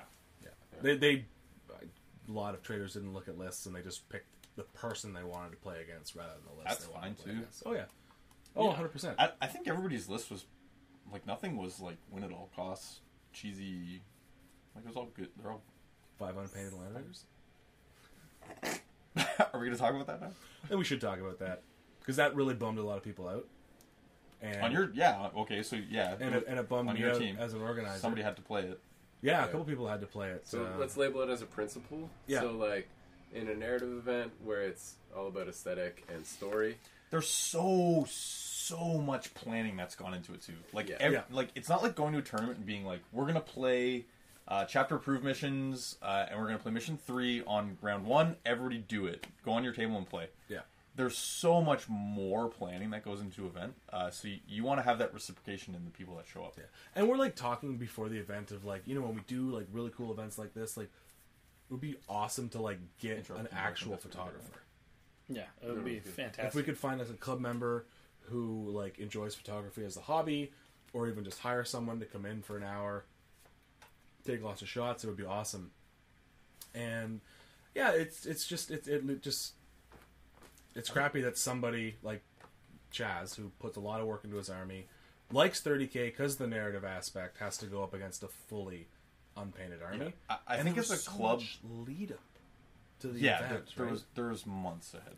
Yeah. I think like as a club, we're all really proud of the terrain that we've Yep. made too. So like when you get 2 really, they don't have to be really well painted. Just like 2 fully painted armies where the people have clearly put in the work, and the tables look great. Like you get those pictures that you're just like, these look really awesome. Yep. Yeah, so I mean, I think it's just something we're going to have to do from now on in all Hogtown events as like just a flat rule, is that judges will pull unpainted models from the table. So if you show up with a fully unpainted army, guess what? You're taking a loss each game, and now you've pissed off your opponent. You're not playing. You're not playing. Yeah. For That's- every event we do, it should be... That sucks for the person that gets matched with them. It's like, oh, I got a free win. Okay, I mean, I came here to play though. I don't know how else you do it, though, right? Yeah, because even I honestly, I have no problem with being the club in Toronto that does that. yeah, it's funny because I played. even at our ITC event, if we do that, like that would help solve that problem too. Yeah, 100%. Yeah. I mean, some of those ITC guys are good, and they do. And Oh, 100, yeah. like the first ITC event we did, the guy who won it had a beautiful army. The demons, It was right? great. Yeah, like Yeah, he they looked really, amazing. Yeah, They were all some working. converted. I don't remember the conversions, but I remember demon the people. princes But then we had a Yeah. knight guy show up with like a half unpainted knight. Right, yeah, Right, like yeah. 2 were painted beautiful, and 2 were he borrowed from friends, and was like, okay, Yeah. yeah. Yeah, but just as a principle, like I think that's something that we should just adopt as I like, think, especially for narrative events, though. Yeah. Like anything heresy, you must be fully painted. and I wouldn't and- even have a problem being like, submit your army list and submit a picture of your army. Yeah, and it's like it's judge's discretion. Like if we can say Yeah. we say 3 color minimum, people try to game that. No. It's yeah. no, it's judge's like discretion. a base with 3 dots of color. Yeah, Yeah, I think like the kill team, that's a purely narrative event, and it's 250 points. Like, come with a painted army. if you're Are you not kidding coming me? with the painted army, you're coming because you want to. Yeah, well, like Yeah. what are you doing? Honestly, even the doubles, like it's 1,000 points. It's for fun, but it's also. I mean, I know you want new people, but See, we got people in the chat just to add to this. We don't normally talk about the chat on the actual podcast, but we have one guy saying, "Hey, I spent an entire weekend and I painted 120 boys." Right? Like it's not like these things aren't possible. you are Right. a monster. Holy crap! Yeah, That And is I don't- incredible. You know what? No one's gonna like if you put obvious effort into your stuff and you're not the best painter. No one's pulling your stuff off the table. No. Yeah. Yeah. That's what I was saying to Paul. Like, there's a difference between trying to game a 3-color minimum where, like, you show up and it's clear that you've airbrushed 3 colors onto the model and it looks like you've started base coating. Yeah. And, like, your tracks are still yellow on your tanks. Like you're not coloring in the lines. Like get your base coats down. It's fine. It's good. Put it on the table. If you're taking a picture from 3 feet away, it looks fine. Yeah, like it. I've even talked about this before. Like fully painted for certain people is different. It's different for everybody, right? Like if I showed up and I did just base coats and wash, you'd be like, Adam, you're not done. Yeah, like right. And you can look at me and say that, and like, I'd be like, yeah, you're right. Like I'm totally just trying to get these models in here. Yeah, you know what I mean. But somebody else who may paint at a different standard, like base coats and a wash, that's where they're at in their painting journey, and and that's totally okay too. But that's not the issue. Yeah, no, exactly. Right, not at all, The issue is You can't come with stuff that isn't even primed. right. Like that's Or just primed. yeah, Or just prime black, right? Yeah. Yeah, it's the same thing essentially. But I'm Raven Guard. Did you leave your Raven Guard primed black? Adam, you should never. You didn't. Oh, never. Okay, I was going to say. I was totally messing with you. You just prime it and just throw an edge highlight on. You're good. I would have. I've shown you my Raven Guard. You've seen that, haven't you? You literally saw the shock on my face, like you. Both of your guys' voices are just like the octaves are slowly raising between both of you. It's I've great. only got so far to go in the. You've seen these Raven Guards are models awesome. before. You've seen these. All right, I'm looking at them. They're okay, guys. They're okay. They're on the wrong bases, but yeah, they're good. They were on the right ones when they were purchased. Oh, they're metal scouts. Nice. Some of them. Half and half. But yeah, I mean, Can't wait to paint my metal I skills. think that's really the only way we can do it going forward, because it's just, again, someone's putting in a lot of effort. I'd like to start charging more for these events so we can offer more prize support, different venues, lots of stuff going on. And if you're paying $20 to spend a Saturday, it'd be nice that everyone puts the same effort for an in. event, for a narrative event, whether it was Heresy or 40K of that size, I would pay $20 as a member. Yeah. Easily. Yeah, because that was a huge event and like a huge amount There of was work. so the tables were so different and fun and crazy. It was awesome. Yeah. And everybody had a great time. Like you never get on a table and be like, "Oh my god, this is well, I mean, maybe once, but Yeah, but at least the table looked nice. yeah. And like you could like extrapolate that the rules were supposed to be fun. Oh yeah, and Because like, I haven't heard any feedback from anybody else who played on the Blizzard table that it was awful. So it was just matchup, mission, table. Yeah. and like, and I said that in the feedback Yeah. that I gave. I was like, I think what we need to do is give a cursory thought to like how mission interacts with table, and like that did happen a lot. And I think this one was just like the worst case scenario to make it so this game nothing happened. Yeah, if you had We played, talked about statistics at the beginning, like Yeah. Adam getting the Iron Wars player getting matched up with 3 different people on the same night table 3 times in the row is like, Did he end what up are playing on the night table? no, The third? they the third figured game we it out. switched? No, Oh, okay. Yeah. We were just like, how does that happen? Yeah, Wait, because he came over yelling when we were doing that. I'm strat. not doing it again. Yeah. I really like that he seemed mad about it because there's so few people in my life that are like, I'm actually not going to put up with this. Yeah. I was like, that guy shouldn't put up with that. Yeah. Like, that's right. No one should do that. So speaking of like value and time invested, like when else can you spend $10 for a club member, $20 for a non-club member, and have like 10 hours of a great time with great people? yeah. Like that's There was Like- an energy on Saturday. It was so good. Yeah. I really like having the teams too. Like it's so fun to have the traders. Like all the traders go upstairs, so you can't like hear what the loyalists are doing. It's so cool. You're supposed to get into it and have fun. Yeah. I want to like, Well, they're on your team. Like you want them to win. yeah, we got It into was it. great. yeah. You got traders. If you're in the chat, you should have gotten into it more. This is where you're at, and this is where you need to step up to. And if you were listening to this via podcast, a non-visual medium, the hands were at the same level, and then the right hand went above the other left hand. Representing The loyalists level. of level. Yeah. Representing a new level that I was talking about earlier. Whole nubba level. So we hope to have something kicked up for you guys in maybe July-ish, Yeah, something soon Cool. yeah. before the end of the club year. Couple points. Maybe we can do this for fun time. How we can improve it, because I don't have any other ideas for fun time. Yeah, I don't know what time we're at. We're gonna ask the chat. Dude, we're at like No, we're 5 I'm years. going home at 11:30. Okay. Yeah. I will leave. I don't even will know leave. what the first session was long too. Yeah. Crank it out. What's our You fun want to time? take a break for fun time? Yeah, let's Well, just I take a need to little. go pee. Yeah, let's take take a a little break. biology break, Okay. and we'll come right back. Fun time. Third time's a charm. Yep. So we got this one out of the Twitch chat. What are some war zones that you would like to see? I'm just gonna say it right now. Next time, no licorice allowed on the podcast. Oh, because we're all cranked up on licorice. No, just you two. Okay, that's fair. I'm just gonna steal one from last campaign. Sure. I loved having the war zone affected by the narrative. So, like, the game that me and Paul played, the second mission, it was after the first round Zone Mortalis where the ship gets destroyed and, like, the pieces of the ship are falling across the planet and blowing up randomly. I really liked that because it pulls you in.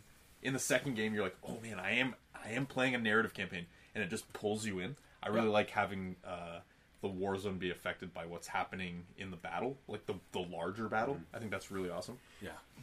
That was really cool. So I'm sure there's other ways you can incorporate that. No, that's great. I like that idea. Yeah, that one's like logistically it's a hard one to do, but when it gets pulled off, oh buddy, is it ever nice? Yeah. It was sick. And just like having that person walk around being like, you're in the middle of doing something, like you're doing a difficult terrain roll to move somebody, and he just comes by, and they're just like, I'm gonna put this large blast template on your table, and stuff's getting blown up by spaceship parts. Yeah. Like, what's happening? Bad news, my dude. It's sick. Yeah, that requires like an actual more Yeah. people who are willing to volunteer their time to Yeah, run that. you'd But need yeah. like 5 people there. Yeah. But I think that helps with like larger entrance fees, as you can tell that person like, we're gonna buy you that night. I know you said that anyways. We're gonna buy you that like nice lunch, or like what, you get $20 store credit for helping, or like whatever it is. Cool stuff like that. Yeah. Yep. Adam, what do you think? What's a war zone you'd like to see? I mean, just practically, I'd love to match up with have some Necromunda tables, and so I don't know if there's like some kind of Hive City thing we could do where you could make it Multi-levels. Yeah, sure, multi-levels. Or you could make it like it's assaulting some kind of city, right? So like literally the outside forces have no cover or terrain, and the inside forces are separated by. We have a bunch of extra Zone Mortalis walls, I think.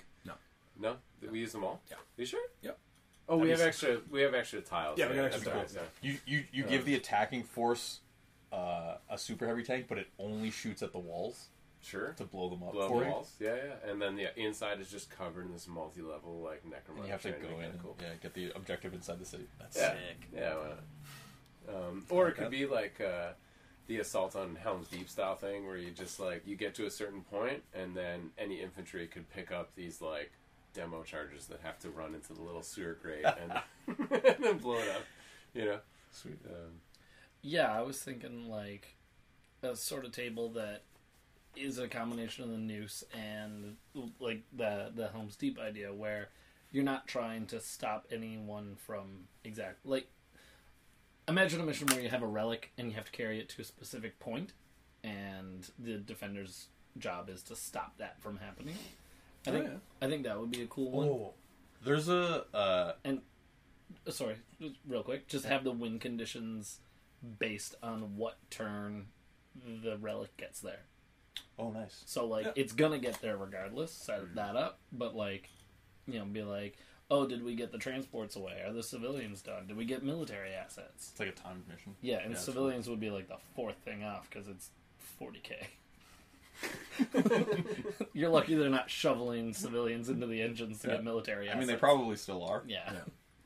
from a purely logistical standpoint, because just talking and going over our games, even the basic rulebook missions were played wrong by some people in this room. So the more complicated stuff is just like. I blame Chaz. I blame Raph. So I was thinking like having. I blame Jay. I read the Warzone. He read the mission. We told each other what was going on. Yeah. Also, There you go. question: what does this have to do with fun war zones you want to play, or did you just want to get one more jab? No, I was hoping we get He's a some. bitter human being. I was hoping we get some actual practical ideas for the next event. You don't think any of those three were practical? bitter human What? being. For a 3-hour game? They all sound fine. Yeah. Oh, okay. I guess the noose is also too long. Because I just described the noose, except it has a... No, I liked your idea. But again, you're describing a mission, not a war zone. Yeah, Paul, you got it wrong. Oh, well... No, I'm saying I guess we'll just call this time, then. No fun. No fun allowed. No new friends. Would no love fun. to see it's like the sandstorm table, but get rid of like the ballistic skill nonsense, and the Druid sandstorm table, and have like someone like model up actual like sand cyclones that like scattered around the table and would like randomly do damage to people as they went there. Just like block line of sight, do like lightning hits to people, pick people up, throw them away. Just move them to a different part of the table. Yeah. That sounds just as difficult as anything we described. You literally were talking about a very great idea that I love. For I think Adam's idea was fine. it was great for like a Can't even one-on-one remember what it campaign. was. For like a one-on-one campaign where you like build the mission, build the table, just incorporating that into an overall event. We did it with 8 people. No, Don't poke the bear. Nick's now the bear. Don't poke the bear.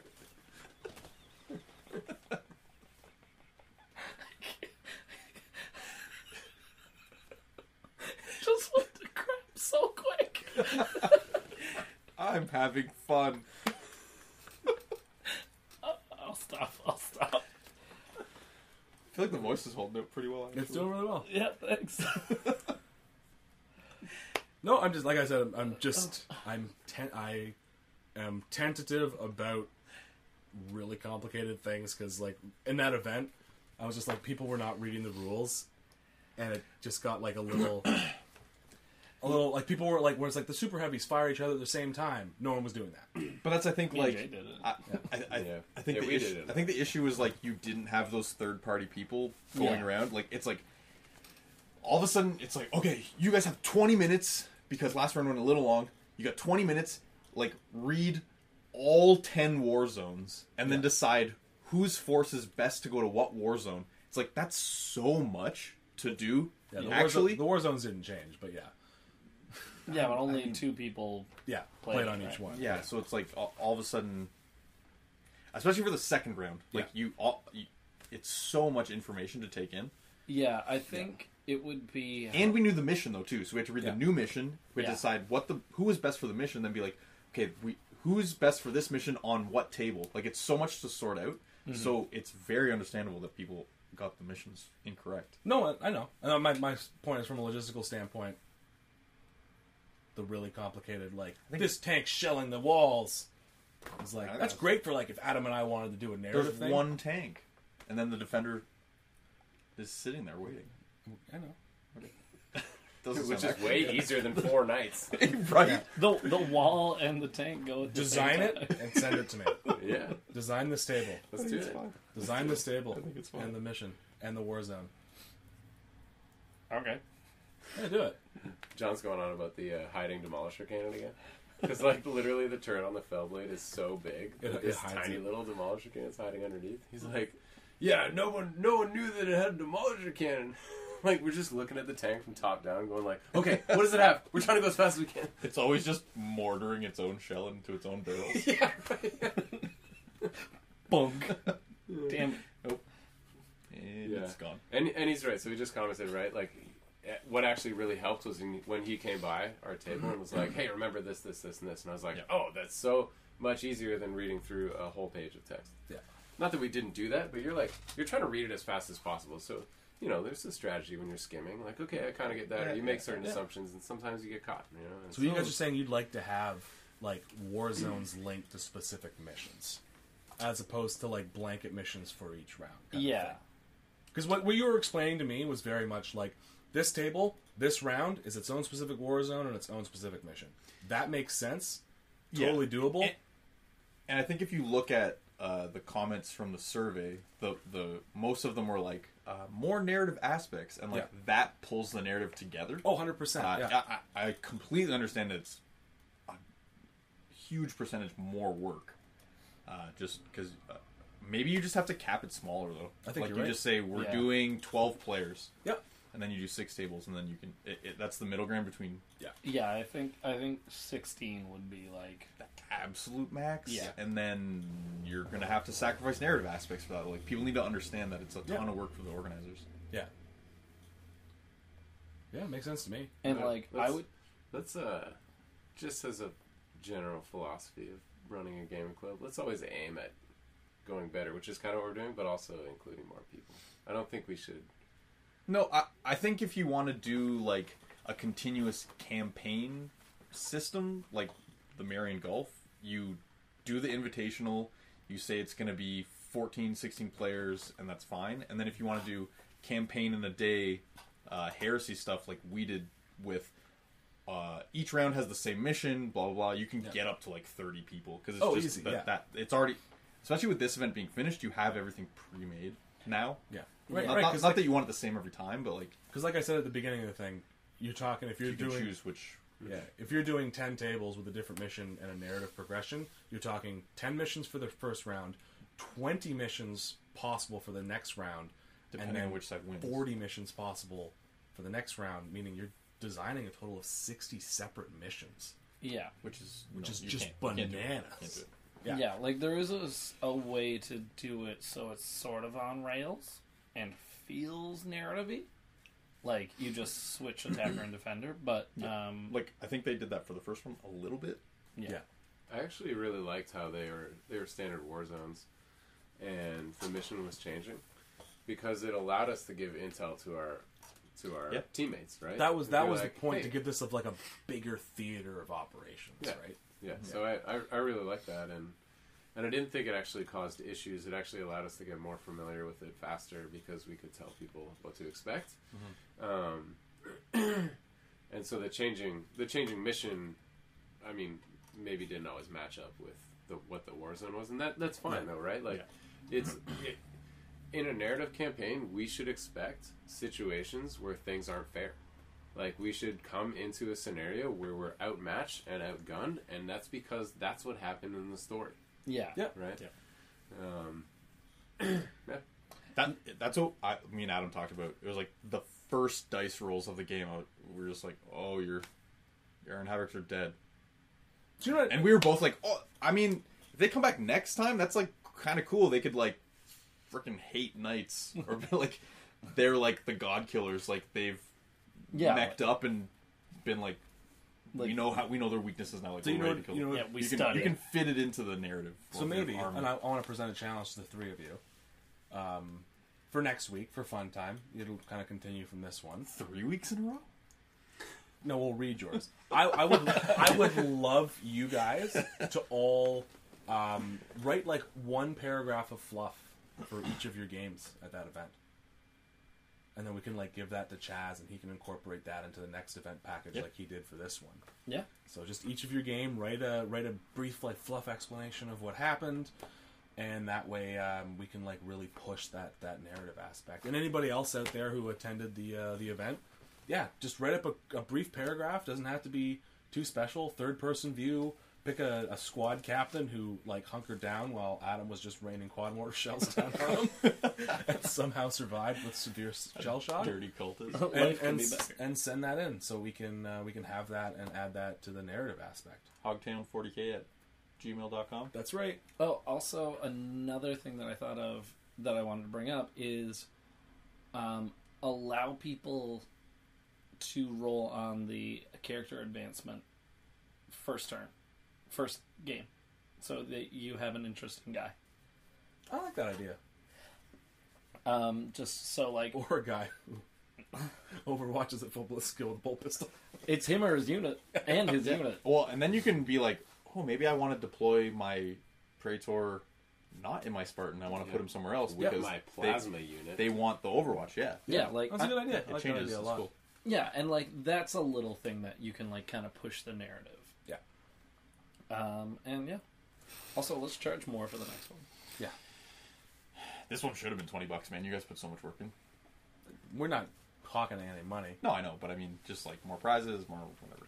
There weren't enough prizes. There was a ton of Everyone who was prizes, like- eligible for a prize got a prize. Yeah. Woo, default. And then some. And then some. Yeah. Yep. Which is a pretty awesome way to do it. All right. I think let's. Narrative is fun. Say goodnight, Connor. Good night, Nick.